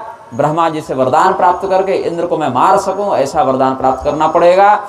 क्योंकि भले इंद्र भाग गया है, लेकिन मेरे पुत्र का हत्यारा जीवित तो है ना। तो अभी के लिए तो हमको शांति हो गई है, लेकिन भविष्य में फिर इंद्र कोई पाप करके तुम्हारे साथ कपट न कर बैठे, इसके लिए उसको मरना पड़ेगा। तो बोले ठीक है पिताजी, अगर हमको ये थोड़ा संकेत पहले होता तो हम वहीं मार दिए होते, भागने का मौका ही नहीं देते। लेकिन ठीक है, हम तपस्या करेंगे और इंद्र को मारने लायक वरदान प्राप्त करेंगे। तो गंधमादन पर्वत पर जाकर वहाँ देखा बगल से गंगा जी बह रही हैं। गंगा जी में स्नान किया और कुशा बिछा लिया और वहीं दृढ़तापूर्वक बैठ गया और योग मार्ग पर प्राणों को स्थित करके अन्न जल का परित्याग करके त्यक्त्वान्नम वारिपानम च योगाभ्यास परायण ध्यायन विश्वसृजम चित्ते सोपविष्ट स्थिरासने। स्थिर आसन पर बैठकर वृत्रासुर ब्रह्मा जी का ध्यान करने लगा। अब इंद्र को फिर चिंता हो गई कि एक तो इसका भाई था, वो तो लड़ता भी नहीं था, केवल जपता था, उससे हमको इतनी चिंता हो गई। ये तो पराक्रमी है, बिना तपस्या के हमको हरा चुका है, अब तपस्या करने बैठकर क्या करेगा। तो इंद्र ने फिर कहा कि कुछ करना पड़ेगा। तो और जो बचे खुचे उनके पास गंधर्व, यक्ष, नाग, सर्प, किन्नर, विद्याधर, अप्सरा, देवदूत सब थे। वो कहा कि जाकर उसकी तपस्या भंग करो। अब इधर देवराज का आदेश था तो गंधर्व उधर भी नहीं मना कर सकते हैं। जाकर विघ्न डालने का प्रयास किया, लेकिन सफल नहीं हुए। तो इसने 100 वर्षों तक तपस्या भी की है। 100 वर्षों के बाद ब्रह्मा जी आए, बोले कि हे त्वष्टा के पुत्र, त्वष्ट पुत्र, तुम सुखी रहो, पुत्र तुम्हारा कल्याण हो। अब तुम्हें अधिक तपस्या की कोई आवश्यकता नहीं है, हम प्रसन्न हो गए। तुम्हारा शरीर बहुत दुबला पतला हो गया है। तपसा त्यज्य तुष्टोस्मि त्वाम दृष्ट्वा चाति कर्षितम। तुम्हारा शरीर बहुत दुबला पतला हो गया है, इस कठोर तो अन्न जल छोड़ दिया था, लेकिन तुम्हारी जो जितेंद्रियता है, तुम्हारा जो संयम है, तुम्हारी जो एकाग्रता है, बहुत उत्तम है। तो तुम जो चाहो हमसे मांग लो। तो वृत्रासुर के नेत्र खुले, ध्यान उसका पूरा हुआ, खड़ा हुआ, देखा कि ब्रह्मा जी हैं, तो खड़ा हो गया, रोने लग गया। खुशी के मारे, प्रसन्नता के मारे रोने लगा, कुछ बोल नहीं सका। वृत्रस्तदाति विशदाम पुरतो निशम्य वाचम सुधा समरसाम जगदेक कर्तुः संत्यज्य योग कलनाम सहसोदतिष्ठत् संजात हर्ष नयनाश्रुकला कलापः। तो पहले तो खूब जी भर के रोया है, प्रसन्नता से गदगद हो गया भक्ति के कारण। फिर ब्रह्मा जी का चरण पकड़ के वहीं सो गया, दंडवत प्रणाम करके माथा टेक दिया चरणों पर। पादौ प्रणम्य शिरसा प्रणयाद विधातुर्बद्धांजलिः पुरत एव समाससाद प्रोवाच तं सुवरदं तपसा प्रसन्नं प्रेम्णाति गदगद गिरा विनयेन नम्र। फिर हाथ जोड़कर माथा झुकाकर बहुत भक्ति से उसने कहा कि हे ब्रह्मदेव, मुझे सभी देवताओं के पितामह आपका दर्शन मिल गया, अब हमको क्या चाहिए। आप जैसे अंतर्यामी देवता के सामने अगर हम मुंह से बोलकर अपनी भावना व्यक्त करें तो आपका अपमान करना हुआ, फिर भी आपका आदेश है तो हम अपनी बात बताते हैं। तो एक ही श्लोक में सारे वरदानों को इसने मांग लिया है। मृत्युश्च मा भवतु मे किल लोह काष्ठ शुष्कार्द्रवंश निचयैरपरैश्च शस्त्रै वृद्धिं प्रयातु मम वीर्यमतीव युद्धे यस्माद् भवामि सबलैरमरैरजेयः। मैं लोहे से बनी किसी वस्तु से न मरूं, लकड़ी से बनी किसी वस्तु से न मरूं, सूखी किसी वस्तु से न मरूं और गीली किसी वस्तु से न मरूं। किसी भी प्रकार का ऐसा कोई तत्व जो संसार में हथियार के रूप में जाना जाता हो, उससे हम न मरें। मारेंगे किसी हथियार से मारेंगे, बहुत होगा तो लाठी से मारेंगे। अब लाठी क्या है, दोनों में है, हथियार भी है और नहीं भी है। लाठी का प्रयोग आप कैसे करते हैं उस पर है कि हथियार है कि नहीं है। लेकिन तलवार है या चाकू है, उसको तो सीधे सीधे हथियार के रूप में माना जा सकता है। लाठी को थोड़ा छूट है, क्योंकि लाठी तो बूढ़े के हाथ में होगी, कोई विकलांग होगा उसके हाथ में होगी, या जो पशुपालक है वो भी एक सुरक्षा के लिए रख लेते हैं। लेकिन लाठी सीधे हथियार ऐसा नहीं कर सकते, वो तो लकड़ी का ही एक टुकड़ा है। तो लोहे से बने किसी से चीज़ से न मरें, लकड़ी से बने भी किसी चीज़ से न मरें, या किसी भी ऐसी चीज़ से न मरें जिसको हथियार माना जाता हो, या अगर कोई गीली वस्तु हो तो न मरे और सूखी वस्तु हो तो भी न मरे, और मेरा पराक्रम प्रति युद्ध बढ़ता जाए। ये नहीं कि युद्ध लड़े तो थक गए अब आराम चाहिए, नहीं, युद्ध से हमारे पराक्रम की वृद्धि हो, हानि न हो। लड़ना छोड़ दे तो भले कमजोर पड़ जाए, लेकिन जब लड़ने जाए तो जितना लड़े उतनी हमारी ताकत बढ़े, और इस प्रकार जितने देवता हैं सबसे हम अजेय हो जाएं, आमने सामने कोई मुझे मार न सके। ब्रह्मा जी हंसने लगे, बोले, उनको हिरण्यकशिपु की याद आ गई ना, तो दिन में न मरे रात में न मरे वाले फॉर्मूला पर ही चले हो तुम, लेकिन इसमें जोड़ दिया है कि सूखे से न मरे गीले से न मरे। तो हंसने लगे, बोले अच्छा जाओ कोई बात नहीं, न सूखी न गीली न लकड़ी, और हम जोड़ देते हैं पत्थर से भी नहीं मरोगे। अब कहे लोग पत्थर मार मार कर प्राण ले लिए, लकड़ी और लोहा तो था नहीं, तो जाओ इतना हम जोड़ देते हैं कि तुम्हारा मरण पत्थर से भी नहीं होगा। न शुष्केण न चार्द्रेण न पाषाणे न दारुणा भविष्यति च ते मृत्युरिति सत्यम ब्रवीम्यहम्। ब्रह्मा जी वरदान देकर चले गए और वृत्रासुर अपने घर आ गया। पिताजी को शुभ समाचार सुनाया कि आपके आदेश से हमने तपस्या भी कर ली, सफलता भी प्राप्त कर ली और यही वरदान लेकर आए हैं। तो पिताजी को भी बड़ा अच्छा लगा, बोले पुत्र तुम तो बहुत योग्य हो, बड़े पितृभक्त हो, तुम्हारा कल्याण हो, स्वस्तितेस्तु महाभाग। अब आदेश क्या है? तो जहि शक्रम रिपुम मम हत्वा गच्छत्रि शिरसो हंतारम पाप संयुतम। जाकर इंद्र का अब तुम वध करो और सदैव के लिए मेरे मन में जो पुत्र शोक है उसको समाप्त कर दो। क्यों? जीवितो वाक्य करणाच्छया हे भूरि भोजनात् गयायाम पिंडदानाच्च त्रिभे पुत्रस्य पुत्रता। बेटा बेटा बनता कैसे? अगर जीवन में 3 काम किए हो तो पुत्र हो, और नहीं तो मूत्र हो। क्या कहें? तो पुत्र कैसे हो? जब तक पिताजी जीवित हैं तब तक उनकी आज्ञा का पालन किया जाए।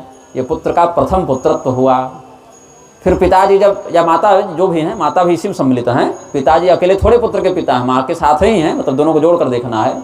और जब वो गुजर जाएं माता पिता, तो उनकी मृत्यु तिथि पर विप्र भोजन ब्राह्मण भोजन इत्यादि कराए और उचित अवसर पाते ही गया में जाकर पिंडदान करे। ठीक है, तो मतलब वाक्य इतना ही कहता है, ये नहीं कि केवल गया में ही पिंडदान करे। ये तो एक अर्थवाद के रूप में है कि गया जैसे श्रेष्ठ तीर्थों में जहाँ जहाँ श्राद्ध की जैसी महिमा है। अब कहें कि गया कर लिया, घर में फिर न करेंगे, ब्रह्मकपाली नहीं करेंगे, प्रयाग नहीं करेंगे, तो ऐसा नहीं। जिन जिन तीर्थों में संभव हो, सामग्री हो, सामर्थ्य हो, उपलब्धता, वहाँ वहाँ पितरों के उद्धार के लिए श्राद्ध तर्पण करते रहना चाहिए। ये पूरी बात हो गई। तो विद्वानों को पूरी बात बताने की जरूरत नहीं पड़ती, संकेत कर दिया कि ये कर लेना। जैसे अब कोई व्यक्ति कहेगा कि जरा चावल दाल बना दो, तो चावल दाल बनाने में वह अलग से नहीं कह रहा है कि देखो पहले चावल को धोना और साफ करना, कीड़े मकोड़े चुन लेना तब बनाना। उतना बुद्धिमान व्यक्ति स्वयं समझ जाएगा कि चावल बनाना है तो कीड़ा मकोड़ा पत्थर नहीं डाल देना है, थोड़ा उसको शुद्ध करके बनाना है। तो हर बात पूरी नहीं बताई जाती।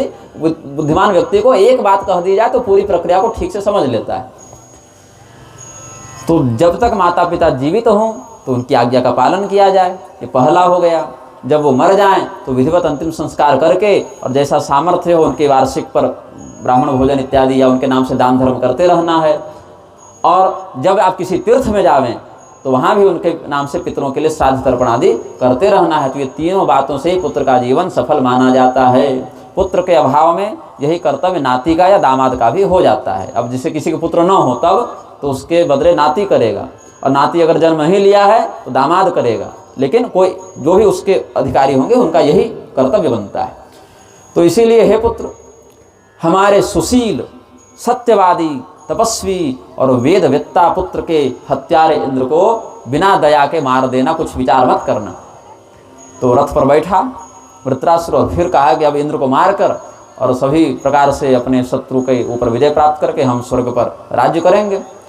तो अपने सैनिकों से युक्त होकर फिर शंखनाद करके इंद्र की खोज करने निकला। तो इंद्र और देवता जिसमें निष्कासित चल रहे थे, कहीं और जाकर अपना तंबू इत्यादि लगाकर रह रहे हैं मान लीजिए। तो जब देवराज इंद्र ने देखा कि फिर पहुंच गया, अब यहाँ से भी हमको भगाएगा क्या, तो गिद्ध व्यूह, जिस प्रकार से गिद्ध दिखता है, आकाश में पंख फैला दे गिद्ध तो कैसा दिखेगा, वैसी ही आकृति में अपनी सेना को उन्होंने जमा किया और देवराज इंद्र सामना करने के लिए तैयार हो गए। कब आ गया है तो भागेंगे कहाँ तक, लड़ना तो कभी न कभी पड़ेगा। तो अलग अलग अस्त्र शस्त्रों का प्रयोग करके सभी देवता और दैत्य एक दूसरे से लड़ रहे थे। अब देवराज इंद्र को क्या किया, वृत्रासुर ने कैसे मारने का प्रयास किया। सबसे पहले देवराज इंद्र को पकड़ा और उनके कवच को खोला। बहुत बड़ा था वृत्रासुर और इंद्र उसके सामने छोटे हो गए और उसका शरीर बहुत बड़ा था। तो उसने जैसे कोई व्यक्ति चूहा को पकड़ ले या बिल्ली के बच्चे को पकड़ ले, मान लीजिए, उतना ही वैसे पकड़ लिया। अब चूहा कितना लड़ेगा आपसे? तो वृत्रासुर के कवच को पहले हटाया, फिर पूरा कपड़ा खोल दिया इंद्र। वृत्रासुर ने इंद्र के पहले कवच को हटाया, फिर पूरे वस्त्रों को हटाया, फिर मुंह में डाल लिए। राक्षस था ये। तो क्या करता है, अपावृत्य मुखे क्षिप्त्वा स्थितो वृत्रशतक्रतुम मुदितो भुवन महाराज पूर्व वैरमनुस्मरन्, इस प्रकार से मारेंगे। तो अभी इंद्र मरे नहीं हैं, अमृत पिए थे ना, तुरंत कैसे मरेंगे? तो तड़पेंगे, दर्द होगा, जिंदे पचते रहेंगे। मान लीजिए अगर पेट में तो गए नहीं, अभी मुख में रखा है, अभी निगला नहीं है, बस थोड़ा तड़पा कर मारेंगे, ये सोच रहा है। तो अब सभी देवता हाहाकार करते भाग गए। हा सकृति मुहुर्मुहुः, अरे देवराज को निगल लिया, देवराज को खा लिया, ऐसा करने लगे। तो गुरु जी के पास गए कि देव सेना के मध्य से इंद्र को उठा लिया। हम लोग सोचे चारों ओर से घेर कर हम लोग रहेंगे तो नहीं मार पाएगा इंद्र को, उसने तो ऊपर से उठा कर निगल लिया। तो अब क्या करें बताइए? आप इंद्र को बचाने के लिए कुछ अभिचार कीजिए, कुछ मंत्र मारिए वृत्रासुर पर। तो बोले क्या करें, वो भी तपस्या करके आया है, वो भी बड़ा तपस्वी है, और कैसे उसको मार पाए? मारने में समर्थ होते तो पहले मंत्र न मार दिए होते उस पर। बोले अच्छा ठीक है, कुछ करते हैं। तो मंत्र चलाना प्रारंभ किया। तो वृत्रासुर के ऊपर जब मंत्र का असर हुआ तो उसको नींद आने लगी। तो जम्हाए लिया इंद्र वृत्रासुर ने। तो जब जम्हाए लिया तो मुंह खुला, वही अवसर चाहिए थे, इंद्र कूद कर भागे अलग। तो असृजम तमहा सत्वाम दृम्भिकाम रिपुनाशिनीम ततो विजृंभमाणस्य व्यावृतास्यो बभूवः। तो जब मुख खोला जम्हाए लेने के लिए, तब तक इंद्र देखे कि मुख खुल गया, भाग गए। अब इसको क्या वरदान था कि जितना हम युद्ध करें उतना हमारा पराक्रम बढ़े। बाकी देवता एक समय आने पर थक गए और इंद्र तेजोहीन हो गए, वृत्रासुर का बल बढ़ गया। तो फिर सब युद्ध से भाग गए। अब इसके बाद मारने में तो समर्थ नहीं हुआ उस समय, क्योंकि भाग गए समय रहते जान बचाकर, तो पकड़ने में समर्थ नहीं हुआ। फिर सोचा अच्छा कोई बात नहीं, आज न कल तो मिलेगा ही इंद्र, अब तक भागेगा, कहीं भी जाएगा ब्रह्मांड के अंदर ही तो रहेगा, ब्रह्मांड से बाहर कहाँ जाएगा। तो अभी स्वर्ग में हम सुख का उपभोग करते हैं। तो त्वष्टा को आकर कह दिया, देखिए पिताजी हम तो निगल ही लिए थे, लेकिन वो जम्हाई आ गई बीच में तो भाग गया, लेकिन चिंता मत कीजिए, वो अब सिंह के सामने चूहा कब तक सुरक्षित रहेगा, वो तो हमारी इच्छा पर कभी भी पकड़ के मार देंगे, उसका इतना सामर्थ्य नहीं कि हमसे वो भिड़ जाए, आप निश्चिंत रहिए। बोले ठीक है पुत्र, कोई बात नहीं, तुम विजयी हो तो तुम्हारे जीवित रहते ही हम इंद्र को मरा हुआ ही मान लेते हैं कि वो मर ही गया अब। और बोले अच्छी बात तो यह है कि इंद्र जीवन भर ये कष्ट पाते रहेंगे कि हम राजा थे और आज हम भिक्षुक के समान हो गए, तो ये असली मौत है उनकी, असली मृत्यु तो यही है, उनके अरबपति को भिखारी बना दो, तो उसके लिए तो मृत्यु से बढ़कर है वह। अब सभी देवता इस प्रकार से जब हताश निराश पराजित हो गए तो पहुंचे कैलाश पर्वत। ऐसे मानसरोवर ये सब कैलाश का ही क्षेत्र है, वहीं लड़ाई हुई थी। तो शिव जी के पास पहुंचे, बोले प्रभु अब हम पूर्णतः पराजित हो गए हैं, अति पराजितान, केवल हारे नहीं हैं, बिल्कुल हार चुके हैं, अब कोई उपाय नहीं बचा। दो बार लड़े हैं, दोनों बार बहुत बुरी तरीके से हारे हैं। देव देव महादेव कृपा सिंधु महेश्वर रक्षास्मान भयभीतास्तु वृत्रेणाति पराजितान। हे महादेव हमारी रक्षा कीजिए, देवलोक पर अधिकार प्राप्त करके उस वृत्रासुर ने हम सबको मार डाला है, मान लो मार ही दिया है, बस पता नहीं हम लोग जीवित कैसे हैं, किसी भाग्य से नहीं तो हम तो मर ही चुके हैं, आप हमारी रक्षा कीजिए, आप जाकर वृत्रासुर का वध कीजिए। शिव जी बोले ये सब हमारा काम नहीं है, तुम गलत काउंटर पर आए हो। बैंक जाते हैं तो क्या करते हैं, काउंटर नंबर 4 पर जाइए। तो शिव जी बोले कि ये हमारा विभाग नहीं है, ये विष्णु भगवान का विभाग है, पालन करने वाले वो हैं, उनसे जाकर कहो, राक्षसों को मारने के लिए अवतार नहीं लेते रहते हैं वो। हाँ वो न कर पाए या मना कर दें तब बाद में हमारे पास आना, पहले तो पालन विभाग में जाओगे ना, पालक विभाग उनका है, हम तो संहार वाले देवता हैं। कोई बात नहीं, हम चलेंगे तुम्हारे साथ, ब्रह्मा जी के पास पहले चलेंगे, उनको भी सम्मिलित कर लेंगे इसमें, क्योंकि वरदान तो वही दिए हैं वृत्रासुर को, तो उनका वरदान है तो उनको भी साथ में साधना पड़ेगा ना, कि उनका वरदान कैसे टूटेगा। तो हमारे पास आ गए हो और ब्रह्मा जी का वरदान उसके साथ है, तो हम लोग दोनों मिलकर वैकुंठ चलते हैं, वहीं विष्णु भगवान से मिलकर चिंतन करेंगे कि क्या किया जाए इसमें। तो क्यों, विष्णु भगवान शक्तिशाली भी हैं, सबसे बुद्धिमान हैं और बहुत दयालु भी हैं, और सबसे बढ़कर माया जानते हैं, मायापति हैं। तो छल भी करने की आवश्यकता पड़ेगी तो बहुत बढ़िया योजना बनाएंगे, सामने वाले को ऐसा मूर्ख बनाएंगे कि जैसे मधुकैटभ को नहीं बनाया, स्वयं से अपनी मृत्यु का वरदान दे बैठे। भगवान इतनी बढ़िया, भस्मासुर के समय उसको मूर्ख बनाया था, तो थोड़ा सा अगर आप मूर्ख बनना चाहें तो भगवान फिर इतना बना देंगे कि इतिहास में नाम दर्ज हो जाएगा कि हाँ हुआ था कोई भस्मासुर। क्या किया जीवन में उसने, 7 दिन तपस्या की, 7 दिन पीछा किया, 14 दिन की जिंदगी है उसकी, लेकिन ग्रंथ में नाम अमर हो गया, क्योंकि मूर्ख था।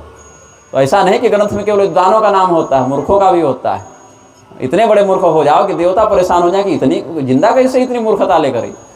तब तो वृत्रासुर के पास छल से हो, बल से हो, जैसे भी हो, जो भी नियम लगेगा भगवान लगाने में समर्थ हैं, वही दिमाग देंगे, बुद्धि देंगे। तो नारायण भगवान के पास गए। भगवान जानते हैं, फिर भी पूछे कि आप लोग बताइए कैसे आए। कि माँ गतास्म लोकेशा हर ब्रह्म समन्विता, शिव जी को लेकर आए हो, ब्रह्मा जी को लेकर आए हो, इतने बड़े बड़े देवताओं की पैरवी लगाए हो हमारे पास आने के लिए, तो बहुत बड़ा कारण होगा। इंद्र बताओ क्या बात है। तो इंद्र क्या बोले, इंद्र चुप हो गए। अंतर्यामी पूछ रहे हैं कि शिव जी को क्यों लेकर आए हो, तो कुछ बोले ही नहीं, बस हाथ जोड़कर माथा झुकाकर रोने लगे इंद्र। तो भगवान बोले अच्छा कोई बात नहीं, आप लोग मौन धारण मत कीजिए। अब अच्छा कारण हो चाहे बुरा कारण हो बता दीजिए, जीवन तो जीवन है ना, सुख दुख है, कलंक है, अच्छी बुरी सब बातें होती हैं जीवन में, तो बताइए हुआ क्या है। जब बताइएगा नहीं तो समाधान हम देंगे कैसे। तो सभी देवता बोले कि प्रभु बताया उसको जाता है जिसको पता नहीं हो। बार बार अपने मुंह से अपना कष्ट बताने में बड़ी लज्जा आती है कि वृत्रासुर ने मार कर भगा दिया, जहाँ जा रहे हैं यही बोलना पड़ रहा है, वृत्रासुर ने मार कर भगा दिया, मार कर भगा दिया। क्यों मार कर भगा दिया, क्या दुश्मनी थी। तो देवराज इंद्र ने साधु पर वज्र मार दिया, ये पाप कर दिया, हम कलंकी हो गए हैं, हम पापी हो गए हैं। कितनी बार अपने मुँह से बोलें।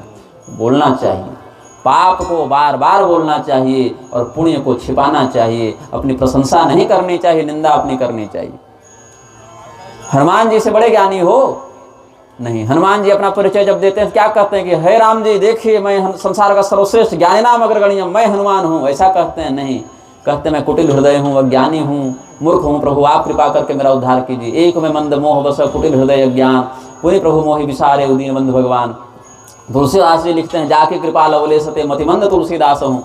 शंकराचार्य जी कहते हैं मत्समः पातके नास्ति पापक नहीं तत्समान नहीं। यामुनाचार्य जी कहते हैं कि दयनीय स्तवनाथ दुर्लभः। कुलशेखर महाराज कहते हैं कि ये सहस्रसो जन्मया व्याधि विधाई, ऐसे करके है। सोहम विपाक अवसरे मुकुंद क्रंदाम संपत्तिस्तवाग्रे। तो जो भी भक्त होगा वो अपने धर्म को छिपाएगा, अपने पुण्य को छिपाएगा और अपनी दुर्वृत्ति का बखान करेगा, चाहे वो पापी न भी हो, फिर भी अपने आप को सदैव दीनहीन के ही समान। कहते हैं कि तद्भृत्य भृत्य परिचारक भृत्य भृत्य भृत्यस्य भृत्य इति मां स्मर लोकनाथ। हे भगवान, जब हम मरें, मतलब एक स्थिति का चिंतन कीजिए कि भगवान के पास भक्त क्या कहता है कि जब हम मरें, चाहे कहीं मेरा परिचय देने की आवश्यकता हो कि किसको लेकर आना है या किस पर कृपा कर रहे हैं, तो बताइएगा कि अपने भक्त पर कृपा कर रहे हैं, क्योंकि हम आपके सेवक नहीं हैं, हम आपके भक्त नहीं हैं। हम उतने बड़े हो भी नहीं सकते हैं कि आपकी भक्ति हमको मिल जावे, आपके भक्त बन पाए इसके लायक हम नहीं हैं। तो फिर क्यों हमारी पूजा करते हो भाई, हमसे क्यों तुम प्रेम करते हो। तो कहा कि कौन लगते हो तुम हमारे, भक्त तो हो नहीं, तो क्या लगते हो तुम हमारे। तो कहते हैं त्वद्भृत्य भृत्य परिचारक भृत्य भृत्य भृत्यस्य भृत्य इति मां स्मर लोकनाथ। त्वद्भृत्य भृत्य परिचारक भृत्य भृत्य भृत्यस्य भृत्य इति मां स्मर लोकनाथ। आपके जो सेवक हैं, उनके जो सेवक हैं, उनकी जो सेवा करते हैं, उन सेवकों के जो सेवक हैं, उनके जो सेवक हैं, उनके जो सेवक हैं, उनका मैं सेवक हूँ, ऐसा स्मरण कर लीजिएगा। 7 स्तर दिखाए, आपके भक्त नहीं, आपके सेवक नहीं। हमारी किस्मत वहाँ कहाँ कि आपकी सेवा कर पाएँ। आपके जो लोग सेवा करते हैं, उनकी जो सेवा करते हैं, उनकी जो सेवा, उनकी सेवा, उनकी सेवा, उनकी सेवा जो करते हैं, उनके हम सेवक हैं, ऐसा संबंध दिखाया है भक्तों ने। तो श्रेष्ठ पुरुष क्या करते हैं, अपने गुणों का वर्णन स्वयं नहीं करते, उसके लिए तो समाज बैठा है और समाज के सामने अपने अवगुणों को विशेष प्रकाशित करते हैं, चाहे अवगुण हो या न भी हो। तो ये क्या कहते हैं यहाँ पर देवता कि प्रभु हम पापी हैं, कलंकी हैं, हमारे राजा ने यह पाप किया और जब भी हम, लेकिन हैं तो आपके ही। अब हो गया पाप तो क्या करें, बेटा हो गया शराबी तो गोली मार दें। उसको सुधारने का प्रयास करना चाहिए, उसके शोधन का प्रयास करना चाहिए, उसको अच्छे मार्ग पर लाने का प्रयास करना चाहिए। तो इसलिए प्रभु हमारा उद्धार कीजिए, आपने ही सदैव उद्धार किया है। राजा बलि को आपने ही वामनावतार में बांधा, हमें पुनः स्वर्ग पर प्रतिष्ठित किया। देवासुर संग्राम जब समुद्र मंथन के बाद हुआ, आपने ही हमें अमृत का वरदान दिया, हमें विजय प्रदान कराई। तो आज आपके अलावा हमारा कौन रक्षक है। तो बोले अच्छा कोई बात नहीं, बुद्धि से, बल से और धन से जिस भी प्रकार की आवश्यकता पड़ेगी हम आपकी सहायता करेंगे, क्योंकि भगवान तो ज्ञान स्वरूप हैं ही और विष्णु भगवान है तो पराक्रम की कोई बात ही नहीं कमी, और लक्ष्मीपति है तो पैसे की भी कोई दिक्कत नहीं है, न बुद्धि की दिक्कत है, न पैसे की दिक्कत है, न पराक्रम की दिक्कत है। भगवान बोले चाहे जैसे लगेगा, आपका सहयोग, सब सहयोग हम करने के लिए तैयार हैं। पहली बात है कि उसके पास सबसे बड़ा बल क्या है? ब्रह्मा जी का वरदान। तो उसको मारने के लिए ऐसी वस्तु का प्रयोग करना पड़ेगा जो न सूखी हो, न गीली हो, न लोहे से बनी हो, न लकड़ी से बनी हो, न पत्थर से बनी हो, न किसी हथियार के रूप में उसकी गणना होती हो। ठीक है। और दूसरी बात यह है कि अभी आप सभी देवता ताज़ा ताज़ा 2-2 बार बैक टू बैक हारे हैं। अभी ये हारे थे और तुरंत फिर हारे हैं कुछ अंतराल में, इसीलिए आपके पास इतना सामर्थ्य नहीं कि दोबारा चुनौती देकर उसको युद्ध के लिए ललकार सकें। तो आपको अपने पराक्रमी होने की प्रतीक्षा करनी चाहिए। तो अभी क्या करना है? अभी लड़ाई नहीं करनी है। कब लड़ना है और कहाँ लड़ना है, सारा खेल इसी का है। सेना की संख्या से बहुत अधिक मतलब नहीं होता है। औरंगजेब की तुलना में या अकबर की तुलना में शिवाजी या महाराणा प्रताप की सेना कितनी बड़ी थी?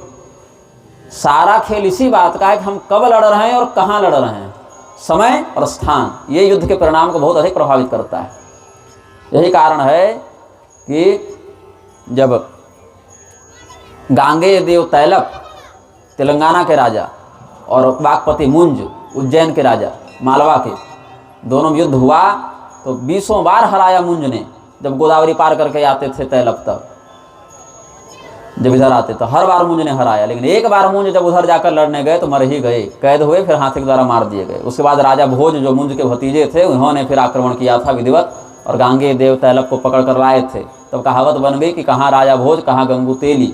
तो गंगू तेली तेली नहीं था, न कोई गंगू था, वो राजा भोज थे और राजा गांगेय देव तैलप थे। वो दोनों राजा की ही बात है। तो राजा भोज और गंगू तेली की वहाँ बात नहीं, तो कहावत में लोग कह दिए राजा भोज और गांगेय देव तैलप के मध्य जो गोदावरी के पार युद्ध हुआ था राजा मुंज की हत्या का बदला लेने के लिए, उस समय से वो कहावत चली। तो क्यों जीते हो? जगह और समय। तो इसीलिए भगवान कहते हैं कि देखो, युद्ध लड़ने के लिए तुमको उचित समय की प्रतीक्षा करनी पड़ेगी, उचित स्थान की प्रतीक्षा करनी पड़ेगी।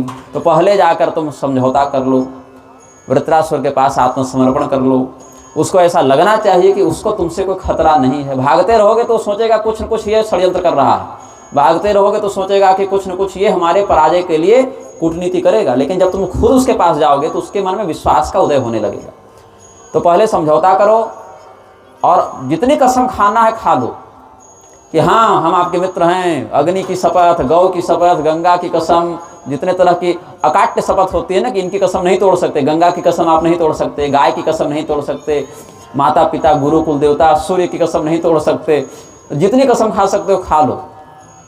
उसके बाद अब कैसे मरेगा वो? तो देखो ऐसा है कि वज्र जो तुम्हारा है उसका पुनर्निर्माण करना पड़ेगा, हड्डी का वज्र बनाना पड़ेगा। हड्डी हथियार नहीं है, किसी भी शास्त्र में हड्डी को हथियार नहीं कहा गया है। लाठी को तो फिर भी हथियार कहीं कहीं कह देंगे, लेकिन हड्डी को कोई हथियार नहीं कहता। इसलिए हड्डी का ही प्रयोग करना है उसको मारने में। और ऐसा है कि वृत्रासुर की आयु अभी पूरी हुई भी नहीं है, अभी जला भी दोगे तो उस पर असर ज़्यादा होगा नहीं। इसीलिए जब उसकी आयु का समापन होने का समय आ जाए तो हम उसी समय अपने शक्ति का प्रयोग, उसकी प्रतिष्ठा, अपने विष्णु तत्व का सन्निधान कर देंगे उसी हड्डी वाले वज्र में। और सुन लो, ये भी बात है, आमने सामने की लड़ाई में तो तुम नहीं मार सकते उसको, तुमको कपट करके ही मारना पड़ेगा। तो ये सब बातें हम तुमको क्यों बता रहे हैं? अगर तुम जिंदा रहना चाहते हो तो यही उपाय है। अब तुम कहोगे सामने लड़के टक्कर के युद्ध में मारेंगे, तो भूल जाओ। जो हम उपाय बता रहे हैं सुनने में बुरा लगेगा, लेकिन जान बचाने के लिए उपाय यही है। तो नावध्य बलवान नान्यथा बलवान वध्य सूरधर्मेण जायते वामनं रूपमाधाय मयायं वंचितो बलि कृत्वा च मोहिनी वेशं दैत्याः सर्वे वंचिता भवन्तः सहिताः सर्वे देवीं भगवतीं शिवां। हमने भी बलि को जब बांधा तो ब्राह्मण का रूप धारण करके 3 पग भूमि के बहाने पूरा त्रिलोक ले लिए थे। फिर हम मोहिनी रूप धारण करके साड़ी पहन के अमृत बांट दिए, वो भी एक कपट ही तो था। तो जब दुष्ट को पराजित करने के लिए हमको थोड़ा बहुत छल का या बहानेबाजी का आश्रय लेना पड़ेगा, तो समय को ध्यान में रखते उतना कर लेना चाहिए, पहले जान बचे तुम्हारी। और इसमें तुम सफल हो सको, इसके लिए तुमको भगवती की आराधना करनी चाहिए। तुम हो गए हो शक्तिहीन और वो हो गया है शक्तिशाली, तो जब तक तुम स्वयं शक्ति की आराधना नहीं करोगे तब तक तुम कैसे विजय प्राप्त करोगे? इसलिए भगवती की आराधना करो।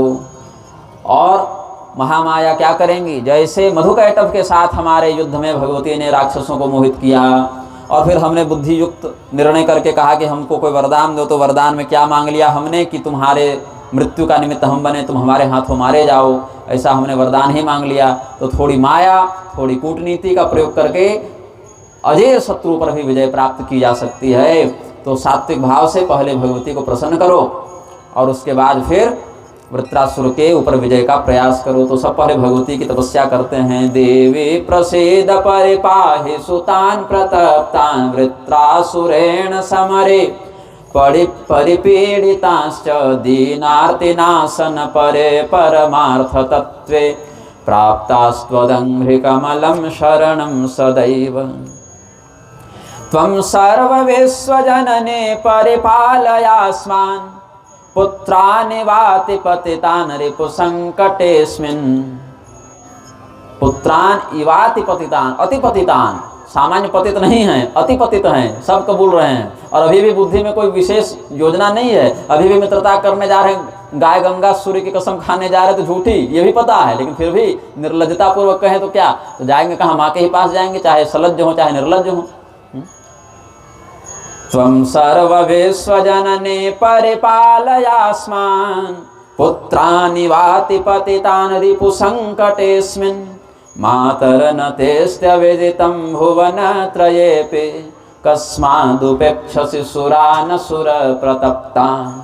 त्रैलोक्यमेतदखिलं विहितं त्वयैव ब्रह्मा हरिः पशुपतिस्तव वासनोत्थाः।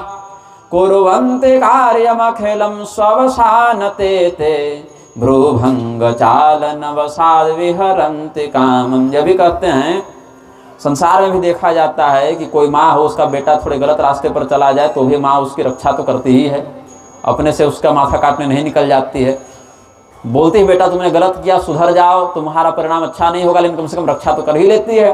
और आप जानते हैं कि हम देवता निरपराध हैं, गलती केवल इंद्र की है, लेकिन मार सब खा रहे हैं, क्योंकि राजा के कृत्य का परिणाम प्रजा पर भी पड़ता है। अभी सरकारें कहीं लड़ जाए तो जनता तो ज़्यादा ना मरेगी, नेताजी तो मरे भी न, बल्कि कह दे तो नेता नहीं मरे, जनता ही मरेगी।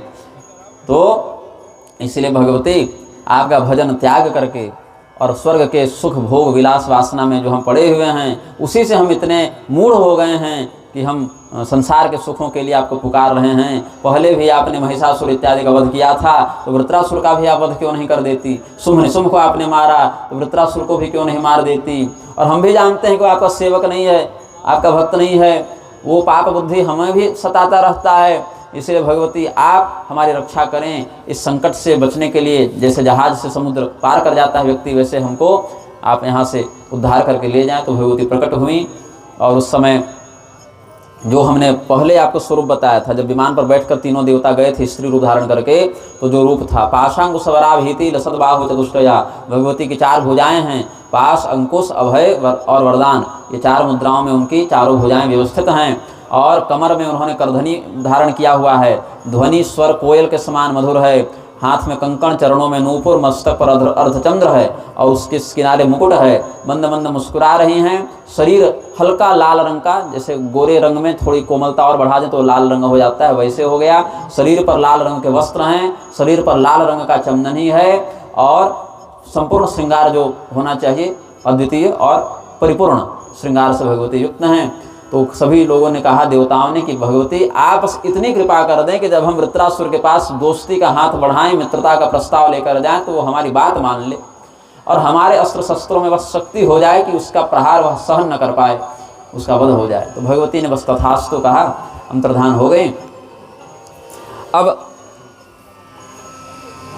सभी ऋषि महर्षियों को देवताओं ने बुलाया और कहा कि देखिए, आप सब जानते हैं कि राक्षसों के नाम से यज्ञ नहीं हो सकता।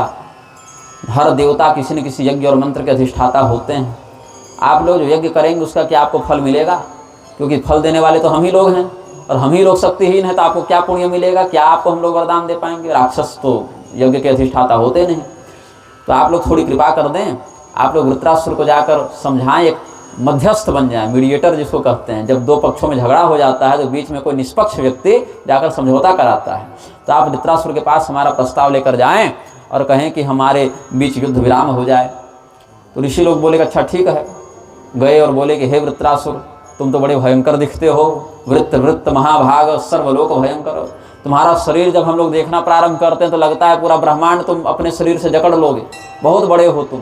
और केवल शरीर से नहीं, अपितु तुम्हारी बुद्धि भी बड़ी है, महाभाग हो तुम, बुद्धिमान भी हो, पराक्रमी भी हो, यशस्वी भी हो। लेकिन एक समस्या क्या है ना, हम लोग ऋषि महर्षि किसी के पक्षधर नहीं हैं कि किसी के पक्ष से बात करें और पक्षपात करें, हम लोग निष्पक्ष हैं।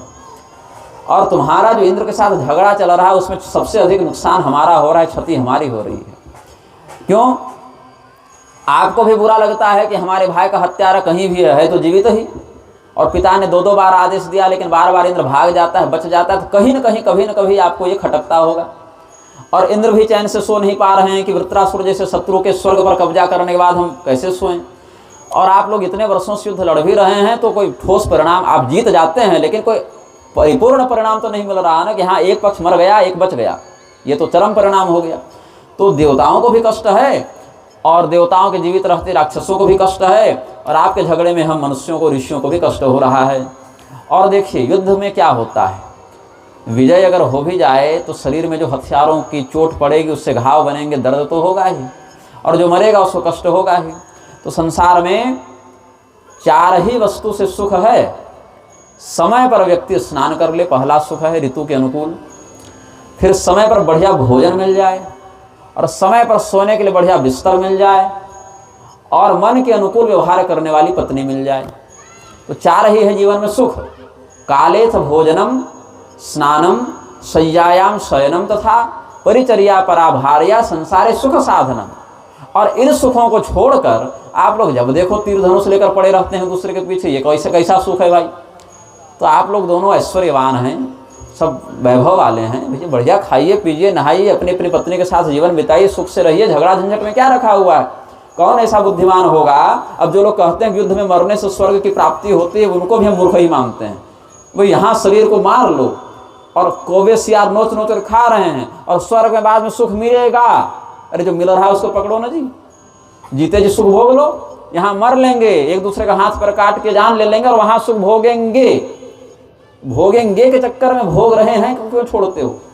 थोड़ा बहुत मतलब स्वर्ग तो मिलता ही है, हतो वा प्राप्स्यसि स्वर्गम। लेकिन वृत्रासुर कम से कम बात समझ जाए कि युद्ध नहीं करना है, ये समझाने के लिए सब बातें कह दी गई हैं।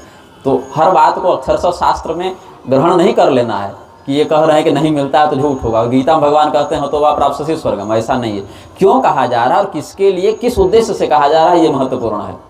और नहीं तो भस्मासुर को मोहित करने के समय शिव जी की बड़ी बुराई की है विष्णु भगवान। अरे उसके चक्कर में पड़े हो, जो स्मशान में रहता है वो क्या वरदान देगा जी? उसको शास्त्र वाक्य नहीं मान सकते हैं कि विष्णु भगवान बोल रहे हैं, कैसे नहीं मानोगे? अरे वो भस्मासुर को मूर्ख बनाने के लिए बोल रहे हैं, और वही मूर्ख तुम हो जो मूर्ख जैसा मोहित हो रहे हो, शिव जी की निंदा कर रहे हो। ऐसा नहीं होना चाहिए। किसके लिए बोला गया और क्यों बोला गया, ये समझकर ही शास्त्र का अनुसरण करना चाहिए। तो इसीलिए कहे हे वृत्रासुर, ऐसा है कि आप लोग दोनों मित्र बन जाइए, साथ साथ स्वर्ग का उपभोग कीजिए, इससे सबको आनंद होगा और हम सब सुखी रहेंगे। तो हम लोग मैत्री कराना चाहते हैं। सत्य के आधार पर पृथ्वी जीवन को धारण करती है, सत्य के आधार पर सूर्य प्रकाशित होते हैं, सत्य के आधार पर वायु प्रवहमान है, और सत्य के आधार पर ही समुद्र अपनी मर्यादा में रहता है, सुनामी से पृथ्वी को नष्ट नहीं कर देता।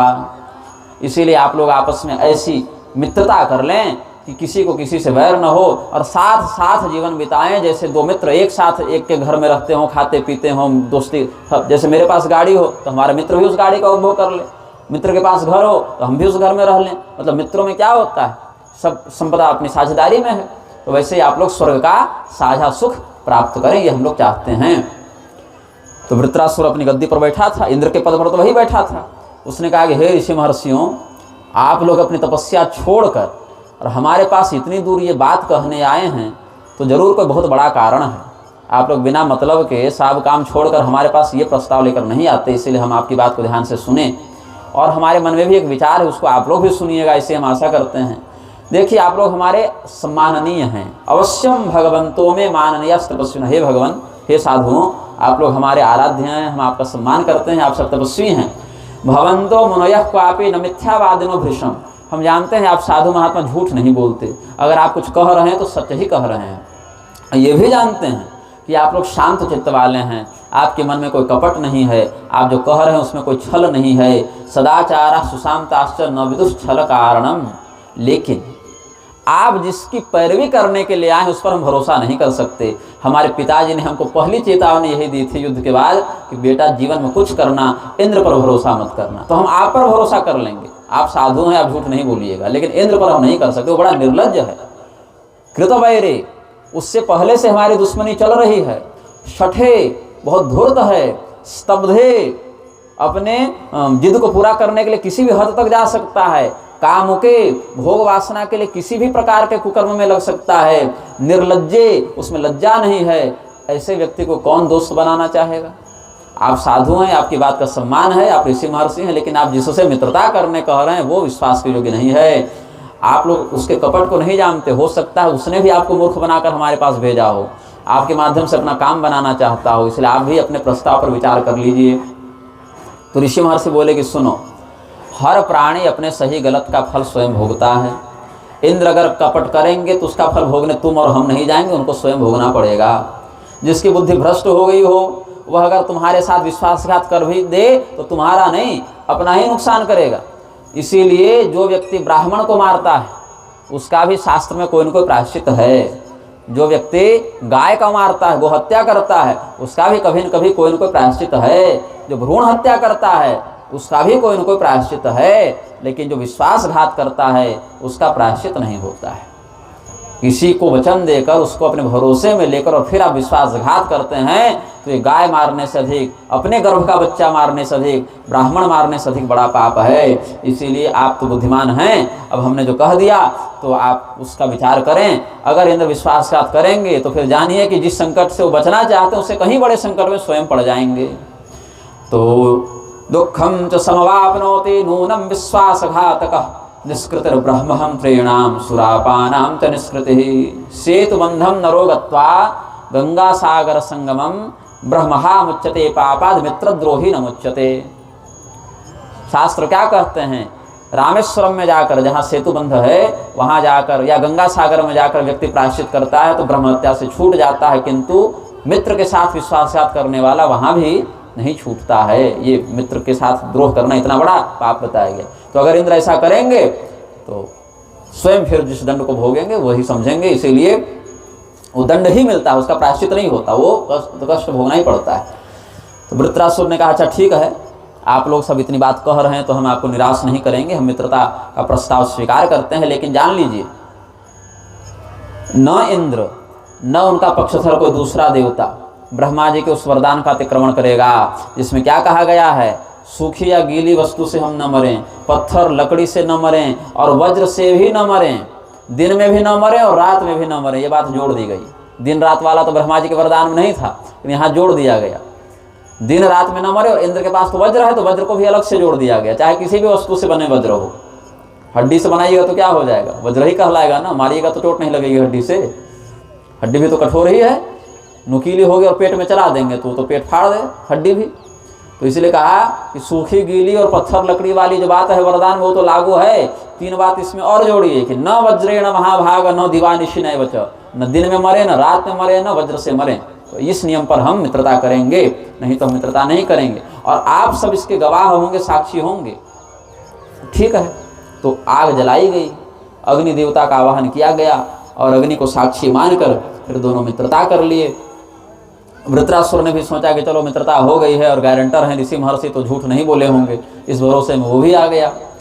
अब कभी नंदनवन में जाकर घूमते, फिर कभी गंधमादन पर्वत पर जाकर घूमते और कभी समुद्र तट पर घूमने निकलते दोनों मित्र। अब इंद्र हमेशा सोचते कि कब मारें इसको, हमारी गद्दी पर बैठ जा रहा है, देखो जिस बिस्तर पर हम सोते थे वहाँ ये सोया हुआ है, ये शत्रु कब जाएगा हमारे घर से। तो इंद्र को हमेशा ताक लगी रहती थी कब मारें। तो कुछ वर्ष बीत गए, लेकिन इंद्र जो है सो कोई अवसर न खोज सके कि उसको कब मारा जाए। तो एक बार त्वष्टा ने, जो वृत्रासुर के पिता हैं, बुलाए और कहे कि सुनो, जिसके साथ शत्रुता हो चुकी हो, बहुत कहने पर भी उसका पूरा विश्वास नहीं करना चाहिए, सतर्क हमेशा रहना चाहिए। इंद्र तुम्हारा शत्रु है और न केवल शत्रु है बल्कि कुटिल बुद्धि वाला है, इसीलिए वह तुम्हें मारने का षड्यंत्र कर रहा है, ऐसी सूचना हमें है। पुत्र सतर्क रहो। लोभी व्यक्ति, उन्मत्त व्यक्ति, परिस्त्रीगामी, पाप बुद्धि, मदिरा पीने वाले व्यक्ति, कपटी और दूसरे के दुख को देखकर स्वयं सुखी होने वाले व्यक्ति, इन पर भरोसा नहीं करना चाहिए। जो नशेबाज हो, चरित्रहीन हो और दूसरे को दुखी देखकर जिसको हर्ष होता हो, ऐसे व्यक्ति पर भरोसा नहीं करते पुत्र। अरे इंद्र तो छोड़ो, तुम तो बड़े हो, तुमने तो आक्रमण किया, चलो तो समझ में आता है कि तुमसे वो युद्ध किया, लेकिन दिति के गर्भ में पल रहे बच्चे को मारने के लिए 7 बार वज्र उसने चलाया, तो 7 टुकड़े हुए, मतलब और 7 7 49 फिर हो गए।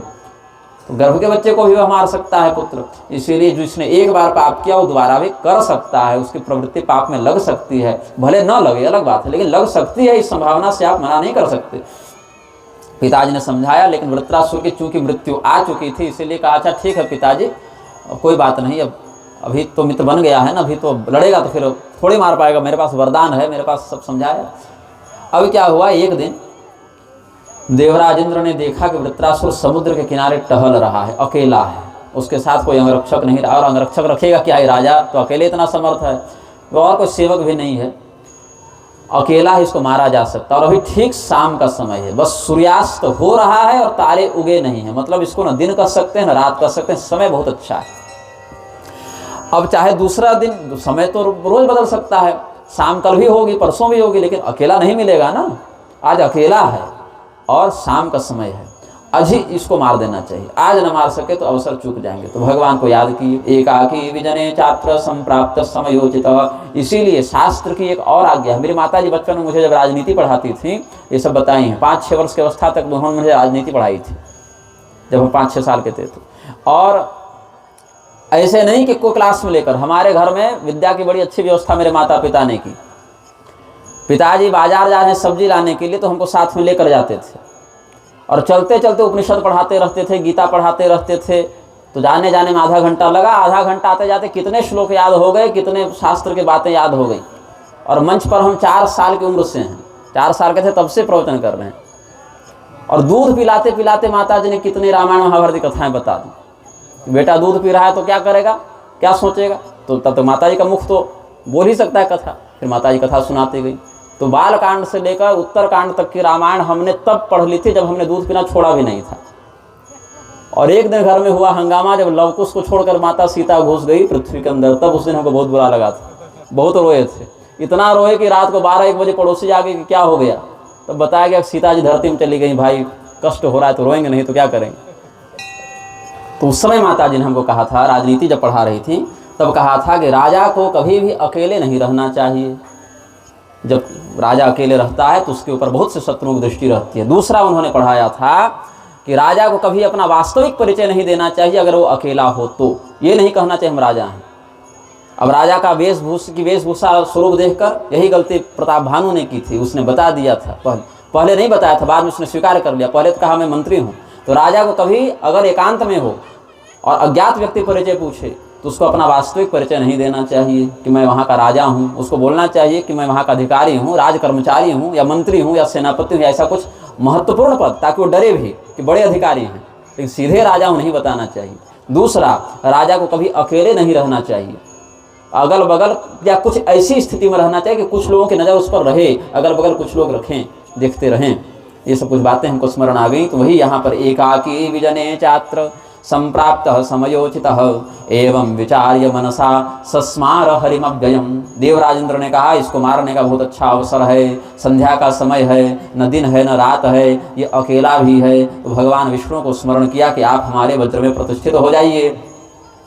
अब क्या है कि सामने से मार नहीं सकते, पीछे से प्रहार करना होगा, लेकिन भगवान विष्णु तो प्रतिष्ठित हो गए। एक नियम और फंस गया ना कि सूखी और गीली वस्तु से हम न मरें। अब या तो सूखी होगी या तो गीली होगी, बीच की कौन सी वस्तु होती है। और वज्र तो सूखा ही माना जाएगा, और पानी में डाल दें तो गीला माना जाएगा कि चलो सूखे से नहीं मरेगा, गीले से मरेगा, तो पानी में भिगा कर मार दो, वो भी नहीं संभव है। अब कैसे मारें इसको। तब उन्होंने क्या देखा, समुद्र के किनारे वो अपना विचरण कर रहा था, विहार कर रहा था। तो क्या देखते हैं देवराज इंद्र की समुद्र की तरंगों से फेन उठ रहा है, और उस फेन में क्या हो रहा है, न सूखापन है न गीलापन है। अगर आप अपने हाथ को फेन में डाल दें, फेन को हाथ में लपेट लें, तो उसको क्या कहेगा, गीला है कि सूखा है। चूंकि वह जल से निर्मित हुआ है इसीलिए वह गीला भी है, किंतु उसमें जल तत्व से अधिक विस्तार वायु तत्व का है, इसीलिए वह सूखा भी है। यानी ठीक ठीक निश्चित रूप से यह नहीं कहा जा सकता कि वह सूखे में आएगा कि गीले में आएगा, मतलब वहाँ एक अवकाश मिल गया, एक नियम जैसे कानून में कुछ वकील खोजते हैं कि इसमें कौन सा पेंच लगावें, कानून कह क्या रहा है, तो इसमें ये पेंच लग गया कि इसको ठीक ठीक नहीं कहा जा सकता कि सूखी वस्तु है कि गीली है, और हथियार तो कुछ है नहीं। तो समुद्र फेन को उन्होंने उठाया और वज्र को लपेट के ऊपर फेन लपेट दिया। अब वज्र न सूखा है न गीला है और फेन से युक्त है, तो फेन से युक्त कोई हथियार होता नहीं है। कोई भी व्यक्ति युद्ध करने जाता है तो हथियार में फेन लगाकर नहीं जाता है, तो वह हथियार भी नहीं कहा जा सकता। फिर भगवती का स्मरण किया कि मैं शक्तिहीन हूँ और ये शक्तिशाली है, इसलिए इसकी शक्ति क्षीण हो जाए और मेरी शक्ति बढ़ जाए, क्योंकि युद्ध प्रारंभ होगा तो इसकी शक्ति बढ़ने लगेगी ना वरदान के कारण। इसीलिए भगवती ने जब वहाँ अपनी शक्ति प्रतिष्ठित की तो भगवान विष्णु प्रविष्ट हुए वज्र में और फेन से युक्त वज्र का प्रहार इंद्र ने किया, और वृत्रासुर के ऊपर जब वज्रपात हुआ तब उसका मरण हुआ, और फिर देवराज इंद्र के ऊपर पुष्प की वृष्टि हुई और उनको पुनः स्वर्ग का राजा बनाया गया। तब नंदनवन में, जहाँ देवराज इंद्र का शाही बगीचा है, देवोद्यान जिसको कहा जाता है, वहीं भगवती का मंदिर बनवाया, और पुखराज जो मणि होती है, पुखराज रत्न, उससे भगवती की प्रतिमा बनवाई थी। वहाँ स्वर्ग में जो नंदनवन में भगवती का मंदिर है, देवता जिसकी पूजा करते हैं, वो पुखराज की बनी प्रतिमा है और स्वर्ण का मंदिर है, और वहाँ से उनका नाम श्रीदेवी मंदिर उसको कहा गया। श्रीदेवी उनका नाम वहाँ स्वर्ग में हो गया, और वो देवताओं की कुलदेवी के रूप में वहाँ पर प्रतिष्ठित हुई हैं। इसीलिए अपनी कुलदेवी का या कुल देवता का परित्याग नहीं करना चाहिए, उनकी कृपा से ही सब कुछ होता है। अब क्या है देखिए, आप लोग 6 बार ये प्रश्न किए हैं और मैं 1 बार उत्तर दे रहा हूँ। हर व्यक्ति के जीवन में सुख भी हैं, दुख भी हैं, संयोग भी हैं और चमत्कार भी हैं। तो न किसी भी विषय पर हठात श्रद्धा करनी चाहिए, न किसी भी विषय पर हठात अविश्वास करना चाहिए। इस ब्रह्मांड की संरचना बड़ी जटिल है, और ब्रह्मांड छोड़िए, हमारे शरीर की ही संरचना इतनी जटिल है। कितनी जटिल है! हमारे नेत्रों में भी चमड़ी है, हमारे हाथ में भी चमड़ी है। न हाथ से हमें दिख नहीं रहा और नेत्रों से हम किसी वस्तु को उठाकर इधर उधर नहीं कर पा रहे हैं। यहाँ जो खून बह रहा है वो अलग नहीं है, और यहाँ जो खून बह रहा है वो अलग नहीं है। तो अगर चमत्कार खोजना चाहोगे तो हमारा शरीर ही आपको रोज आश्चर्यचकित करता फिरेगा, है ना। तो अपने आराध्य पर विश्वास करते हुए उनकी आराधना करती रहनी चाहिए, इतना ही धर्म का मत है। और उसके माध्यम से फिर जिस प्रकार का अनुभव आपको जीवन में प्राप्त हो, क्योंकि अगर केवल अलौकिक घटनाओं की बात करोगे तो वृत्रासुर के जीवन में कम चमत्कार था, रावण ने कम सिद्धियां दिखाई थी। केवल सिद्धियों का प्रदर्शन या केवल हमारे पास बहुत शक्ति है ऐसा प्रदर्शन की अगर बात की जाए तो 1 से 1 राक्षसों ने जितना चमत्कार दिखाया, जितनी सिद्धियां दिखाई, उससे तो देवता कांपते भागते थे। इसीलिए बुद्धिमान व्यक्ति क्या करते हैं, अपने आचरण का विधिपूर्वक सही मार्ग में प्रयोग करते हैं, और उसके माध्यम से जब उसको कुछ अनुभव होता है, उस चमत्कार की कृपा का अनुभव करने के बाद उसी में जीवन भर नहीं घूम रहे होते हैं, क्योंकि जीवन सीमित है और विश्व के, ब्रह्मांड के शक्तियों के चमत्कार अनंत हैं। आप पूरा जीवन भी लगा देंगे तभी इससे पार नहीं जा सकते। इसीलिए उसको कृपा समझनी चाहिए, उस पर स्वीकार करना चाहिए, उसको प्रणाम करना चाहिए, लेकिन ध्यान जीवन का कहाँ लगाना चाहिए कि इसके पूर्ति के बाद हमें जहाँ जाना है वहाँ हम क्या खाता बही लेकर जाएंगे, वहाँ क्या हमारे लिए लिखा रहेगा। इसीलिए भगवती का विधिपूर्वक और अधिक से अधिक निस्वार्थ भाव से पूजन करते हुए अपने जीवन को सदाचार युक्त बनाते हुए आपको निष्ठापूर्वक धर्म का पालन करना चाहिए। उसके माध्यम से जब प्राण रक्षा हो जाए, जैसे इस कार्यक्रम से पहले क्या हुआ, हमको सूचना मिली कि किसी को 11,000 वाला करंट लगा था, जो भी था, बड़ा तार गया वो लगा था, लेकिन वो व्यक्ति नहीं मरे, उनके जीवन की रक्षा होनी थी। तो चमत्कार तो यहाँ भी देखा जा सकता है अगर देखना ही कोई चाहे तो किसी पुण्य के माध्यम से ही कोई संरक्षण होता है, किसी पाप के माध्यम से ही कोई हानि होती है। तो जो पाप से हानि होती है वह भी पूर्वकृत प्रारब्ध से प्रेरित है, और जो पुण्य से आपको अभ्युदय और विकास और सुख की प्राप्ति हुई वह भी किसी प्रारब्ध से उत्प्रेरित है। तो इसी के मध्य कुछ ऐसा जो अस्वाभाविक हो जब घटित होता है, जो सामान्यतया नहीं घटित होता है लेकिन कभी अस्वाभाविकता से घटित हो जाए तो उसको चमत्कार की संज्ञा दी जाती है। और ऐसी स्थिति में व्यक्ति का क्या कर्तव्य है, इष्ट कृपा का अनुभव करते हुए उनको धन्यवाद दीजिए, प्रणाम कीजिए और विधिपूर्वक धर्म के पालन में आगे जीवन को प्रबंधित कीजिए। यही धर्मशास्त्र का मत हमारी दृष्टि में है। इसलिए बहुत फंसाने वाली और मोहित करने वाली और उलझाने वाली भाषा नहीं बोलते हैं।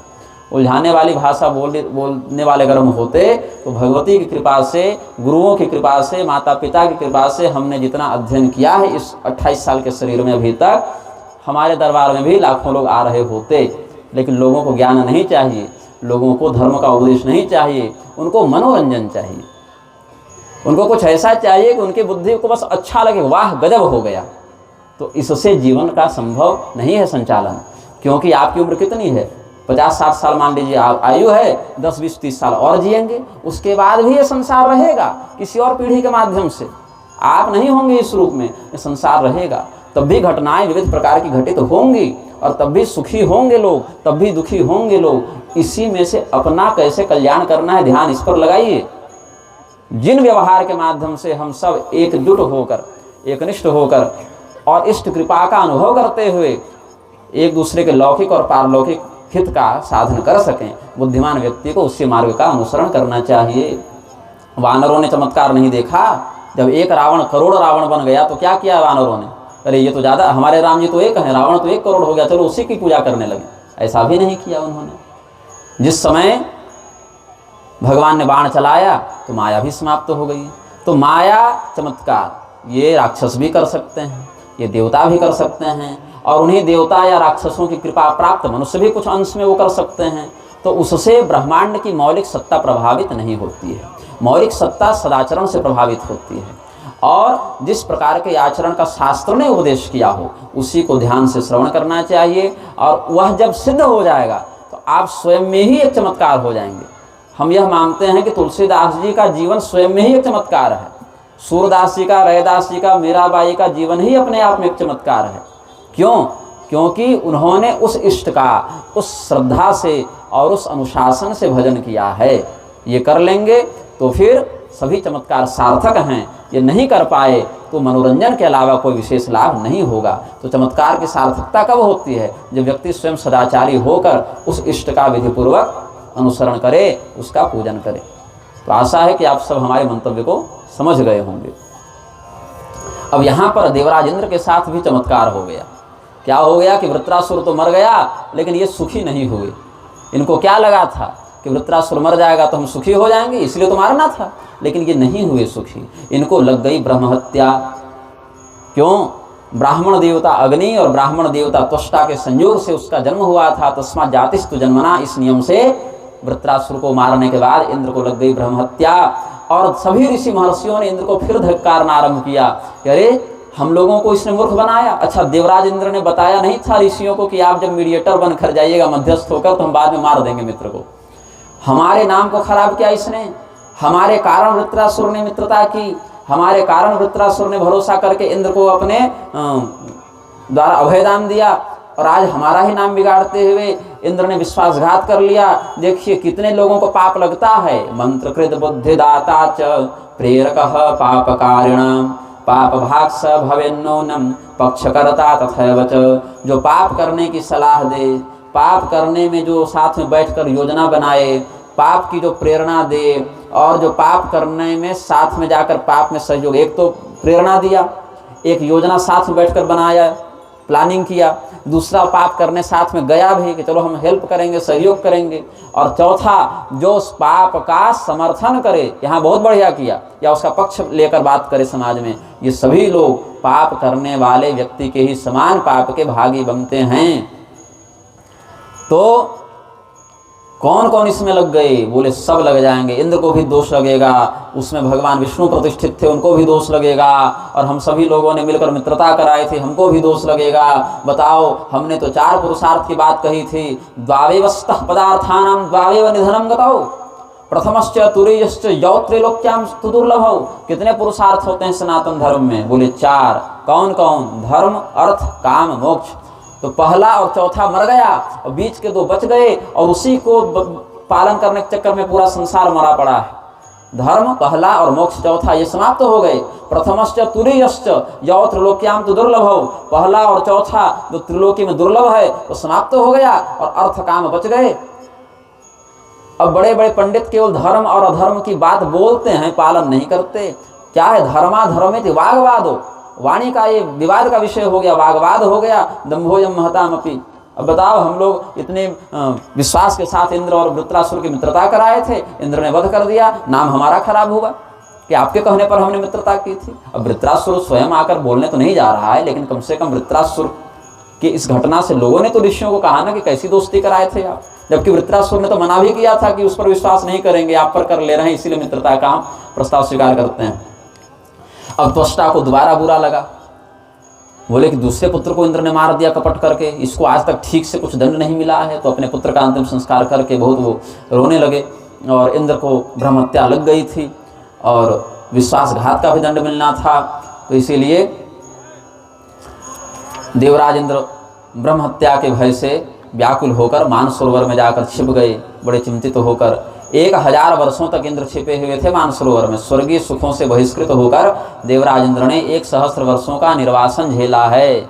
सरल भाषा में कहें तो बहिष्कार स्वर्ग से देवराज इंद्र का।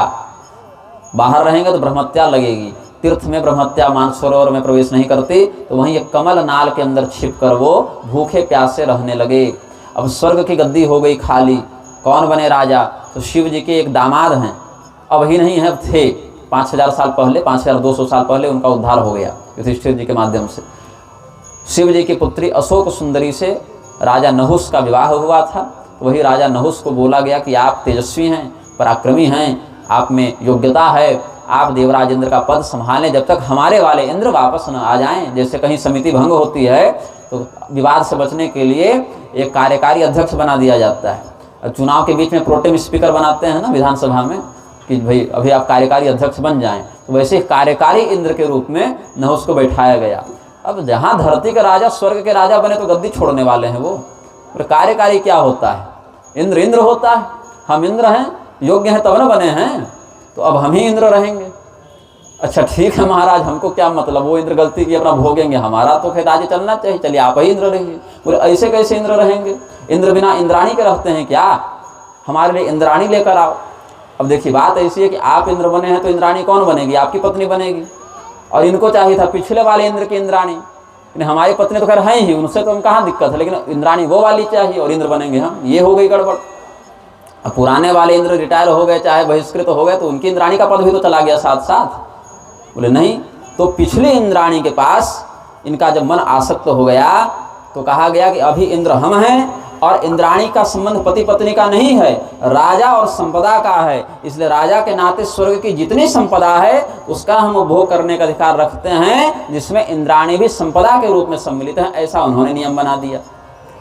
अब ये गड़बड़ हो गई तो सभी ऋषि महर्षि और देवता गए शची के पास, बोले हे भगवती, ये दुराचारी नहुस जो है उसने आदेश दे दिया है कि शची को हमारे पास लेकर आओ, और गद्दी पर वही बैठा है और इतना पराक्रमी है, इतना तेजस्वी है कि हम उससे युद्ध करके जीत नहीं सकते।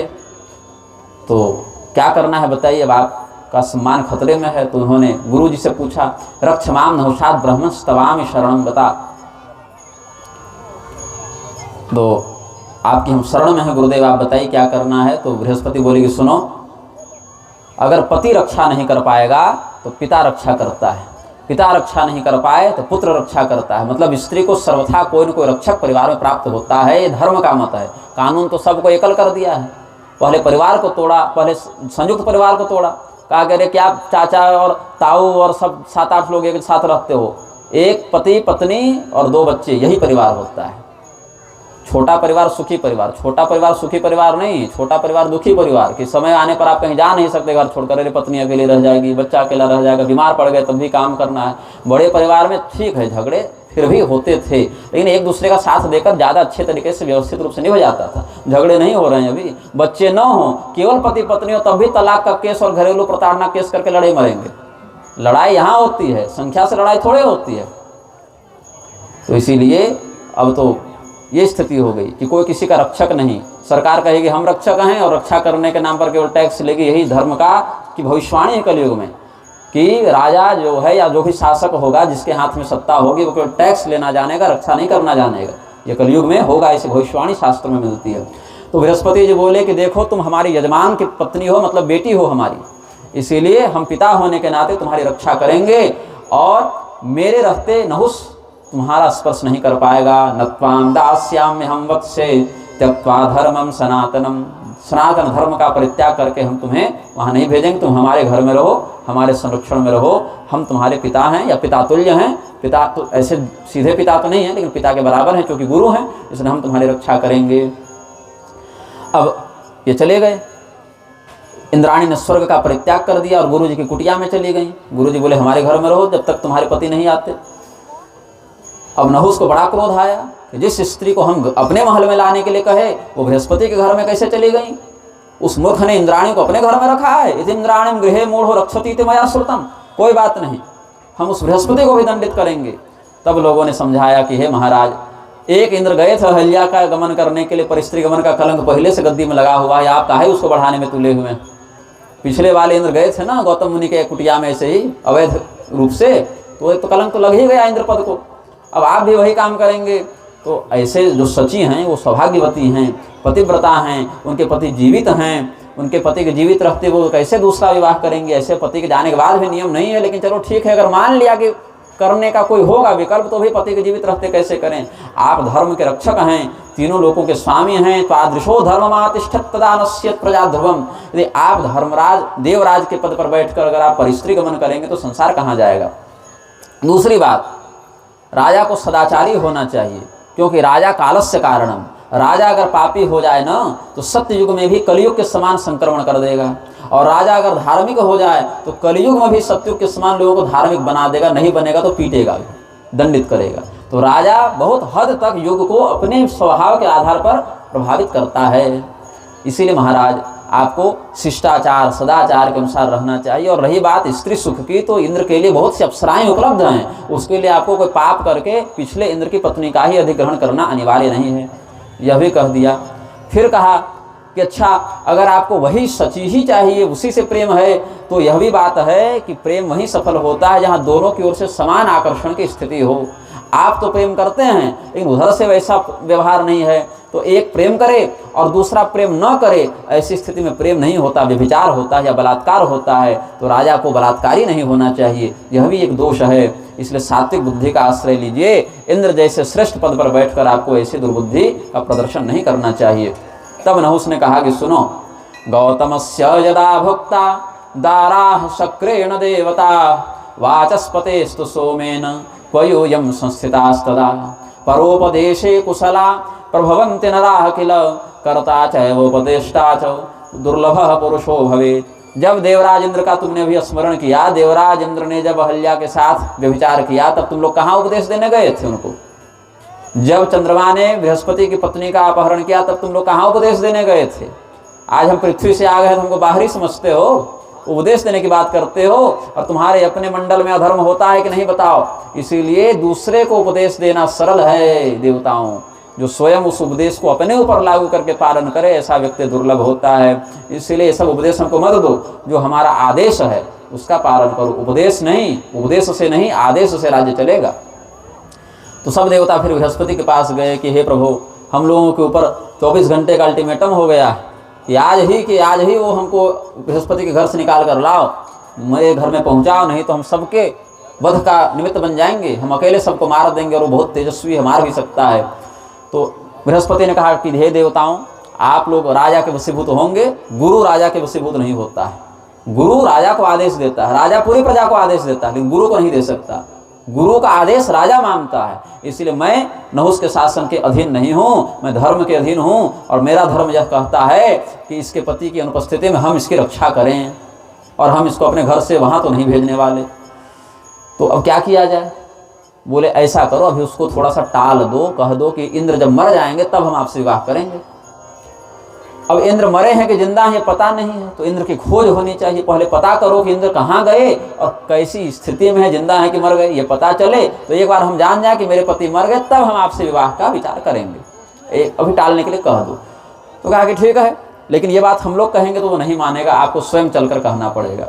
तो सची गई और बोली, हे महाराज, जो आप देवराज के पद पर हैं नहुस, हम आपको कहते हैं कि आप कुछ समय तक धैर्य धारण करें, आप हमारे पति की खोज कराएं। अगर हमारे पति मर गए होंगे तो हम आपसे विवाह करने का विचार करेंगे, तब तक के लिए आप क्षमा कीजिए। तो उसने कहा अच्छा चलो ठीक है, ऐसा ही हो। अब सभी लोग देवताओं के साथ मिलकर खोजने लगे। पहले वैकुंठ गए, बोले प्रभु ये बताइए इंद्र मिलेंगे कहाँ, तो कहा मानसरोवर में है। फिर कहा कि मानसरोवर में है तो वहाँ आएंगे तो ब्रह्मत्या लगेगी, उसके लिए प्रायश्चित करवाना पड़ेगा। तो कहा कि प्रायश्चित के लिए तुम लोग अश्वमेध यज्ञ करो। अश्वमेध यज्ञ के बाद वो फिर इंद्र के पद के अधिकारी भी हो जाएंगे। और फिर जगदम्बिका का अम्बा यज्ञ करना अश्वमेध के ही उपभोक्त्री के रूप में, तो भगवती की कृपा से इंद्र शुद्ध हो जाएंगे और उन्हीं की माया से नहुस मोहित हो जाएंगे। तो अंततः यही किया गया, यज्ञ किया गया। और फिर भगवती की कृपा से शची को इंद्र मिले भी। और इधर नहुस के साथ क्या हुआ, नहुस को कहा शची ने कि हम आपसे विवाह करेंगे, अब आप बारात लेकर आइए। तो बारात में क्या होगा, ऐसे वाहन पर आप आइए जिस पर आज से पहले कोई न बैठा हो। तो सप्तर्षियों को कहा गया कि आप पालकी ढोइए, क्योंकि इस ऋषियों के माथे पर कोई नहीं बैठा था। बाकी तो हाथी घोड़ा गरुड़ सिंह बैल सब किसी न किसी देवता के अधिकार में कभी न कभी थे, लेकिन ऋषि महर्षियों को कहा गया कि तुम पालकी ढोवो, ये साहस किसी का नहीं हुआ था। तो इसीलिए कहा कि ठीक है, शिविका मतलब पालकी ऐसी हो जिसमें ऋषि महर्षि लगे हुए हों। तो सत्यमुक्तम त्वया तन्वे वाहनम रुचिरम मम करिष्यामि सुकेशाम ते वचनम तव सर्वथा। इंद्र के पद पर बैठे नहुस ने आदेश दे दिया कि सभी ऋषि हमारी पालकी ढोएंगे और हमको शची के घर तक पहुंचाएंगे, तो बारात हम लेकर जाएंगे, विवाह करके आएंगे। तो यही हुआ। अंततः सभी ऋषि महर्षि को अपमान तो लगा, लेकिन सोचे कि अब इससे छुटकारा पाने का यही उपाय है। ये इतना पापी हो गया है, गद्दी का अभिमान इतना हो गया है कि अगर एक क्षण और ये इंद्र के पद पर रहा तो अपने घमंड में पता नहीं किसके साथ क्या करता फिरेगा। इसीलिए थोड़ी देर के लिए तिरस्कार सह लो। हम लोगों ने भी तो वृत्रासुर के साथ मित्रता कराकर पाप में भागीदारी दी है ना, तो थोड़ा अपना भी सम्मान जाएगा समाज में, जाएगा तो जाएगा, लेकिन हमेशा के लिए इससे छुटकारा मिल जाएगा। तो ऋषि महर्षि बैठे, कहीं बैठ जाइए महाराज, पालकी ढोकर बड़ी धीरे धीरे जा रहे थे। एक कोस जाने में कई घंटे लगा रहे हैं ये। तो राजा नहुस को क्रोध आया, वो कामातुर था, उसको जल्दी पहुंचना था। उसने कहा कि सर्प मतलब जल्दी चलो, ऐसा कह के लात मार दी अगस्त मुनि के मस्तक पर। और अगस्त्यम तापसम श्रेष्ठम लोपा मुद्रा पतिम तदा, बोले अगस्त मुनि जो वातापी राक्षस को खा गए, ऋषि महर्षि तो भस्म करते थे मानी, तो खा गए, अगस्त मुनि समुद्र पी गए। ऐसा पराक्रम जिनका है जो देवताओं को भी आश्चर्यचकित कर दे, ऐसे अगस्त मुनि के मस्तक पर जब एक लात मार दी नहुस ने तो उनको बहुत बुरा लगा और कहा कि अच्छा, और कोड़ा से भी मारा। फिर जैसे कोई पशु के साथ बर्ताव करे क्रूर व्यक्ति, ऐसे सज्जन व्यक्ति तो पशु के साथ भी ऐसा नहीं करता, पैर से किसी प्राणी को नहीं मारता है सज्जन व्यक्ति, चाहे जानवर भी क्यों ना हो, कोड़ा से मारकर दंडित नहीं करता। लेकिन ये ऋषि महर्षियों के साथ जब ऐसा कर पाए तो कहे हे दुराचारी, सर्प कहते हो मुझे कि जल्दी चलो, संस्कृत में अपसर्प, सर्प ऐसे जल्दी का चलो के अर्थ में। तो सर्पो भव दुराचार बने घोर वपुर महान, बहुवर्ष सहस्राणि यत्र क्लेशो महान भवेत। जहां पर तुमको बहुत कष्ट होगा, बहुत भूख प्यास लगेगी, ऐसे सर्प योनि को चले जाओ, जंगल में पड़ जाओ, तुम स्वर्ग के राजा बनने के योग्य नहीं हो। ऐसा जो शाप दे दिया नहुस को, क्योंकि लात मारी ऋषियों को तो उनका जो पुण्य था, और कोड़े से मारा तो उनका पुण्य घट गया, उनकी जो शक्ति थी वो क्षीण हो गई, तो शाप उनको तुरंत लग गया। वो वहां से अजगर बनकर नीचे गिरे, और जब नीचे गिरे तो फिर बहुत मतलब लगभग हम समझते हैं कि 11-12 करोड़ वर्षों तक वो शापित रहे हैं राजा नहुस। बहुत बड़ा दंड मिला उनको। और बाद में कहा गया कि आप ही के वंश में कोई धर्मात्मा के साथ आपका सत्संग होगा, उस सत्संग के बाद आपकी मुक्ति होगी, उद्धार होगा। तो वही राजा नहुस के पुत्र थे ययाति, और ययाति के 5 पुत्र थे, यदु, अनु, द्रुह्यु, तुर्वसु, पुरु। तो वही यदु से यदुवंश चला, जो बड़े पुत्र थे उनसे यदुवंश चला, जिसमें भगवान कृष्ण हुए। और सबसे छोटे जो थे पुरु, उनसे पुरुवंश चला, जिसमें युधिष्ठिर इत्यादि हुए। तो वही जब जंगल गए थे पांडव, तो उसमें भीमसेन को ये अजगर ने पकड़ लिया था।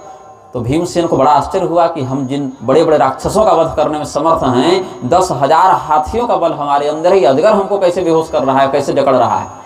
तब उन्होंने कहा देखो हम अजगर हैं नहीं, हम हैं तुम्हारे पूर्वज, मेरा नाम है नहुस। और बड़े दुर्भाग्य की बात है कि हमको अपने ही वंश का भक्षण करना पड़ रहा है, क्योंकि भूख लगी है और मेरे पास दूसरा विकल्प नहीं है, और इस शापित क्षेत्र के बाहर हम जा नहीं सकते। तो जो अंदर आता है विधाता ने हमको उसका उपभोक्ता बनाया है।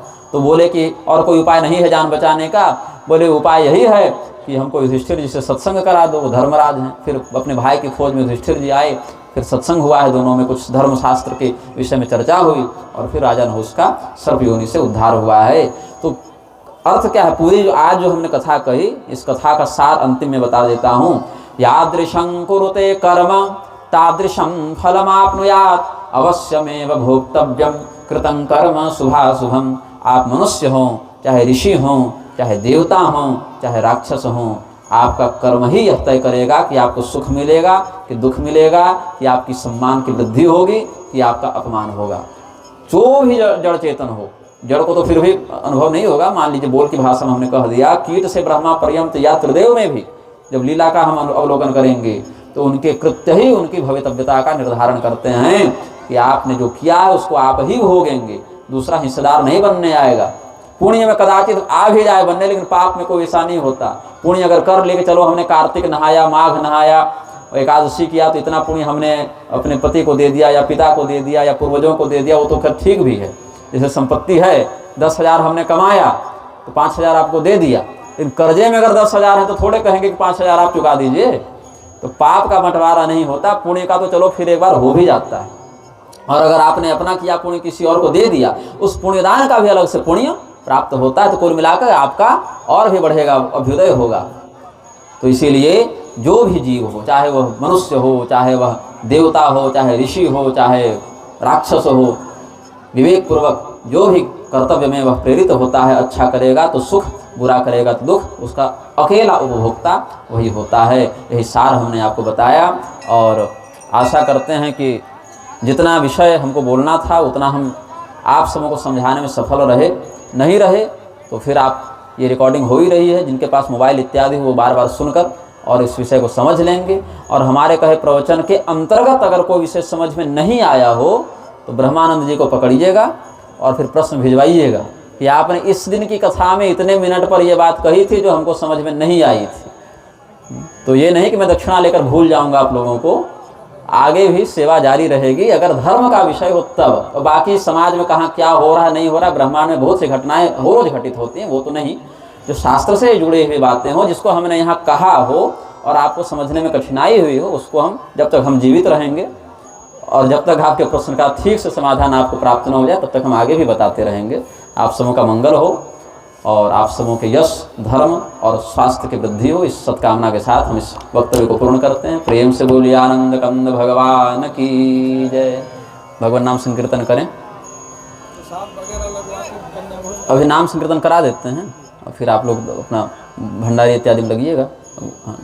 सीताराम सीताराम सीताराम सीताराम सीताराम सीताराम सीताराम सीताराम। राधे श्याम राधे श्याम राधे श्याम राधे श्याम राधे श्याम राधे श्याम राधे श्याम राधे श्याम। सीताराम सीताराम सीताराम सीताराम सीताराम सीताराम सीताराम सीताराम। राधे श्याम राधे श्याम राधे श्याम राधे श्याम राधे श्याम राधे श्याम राधे श्याम राधे श्याम।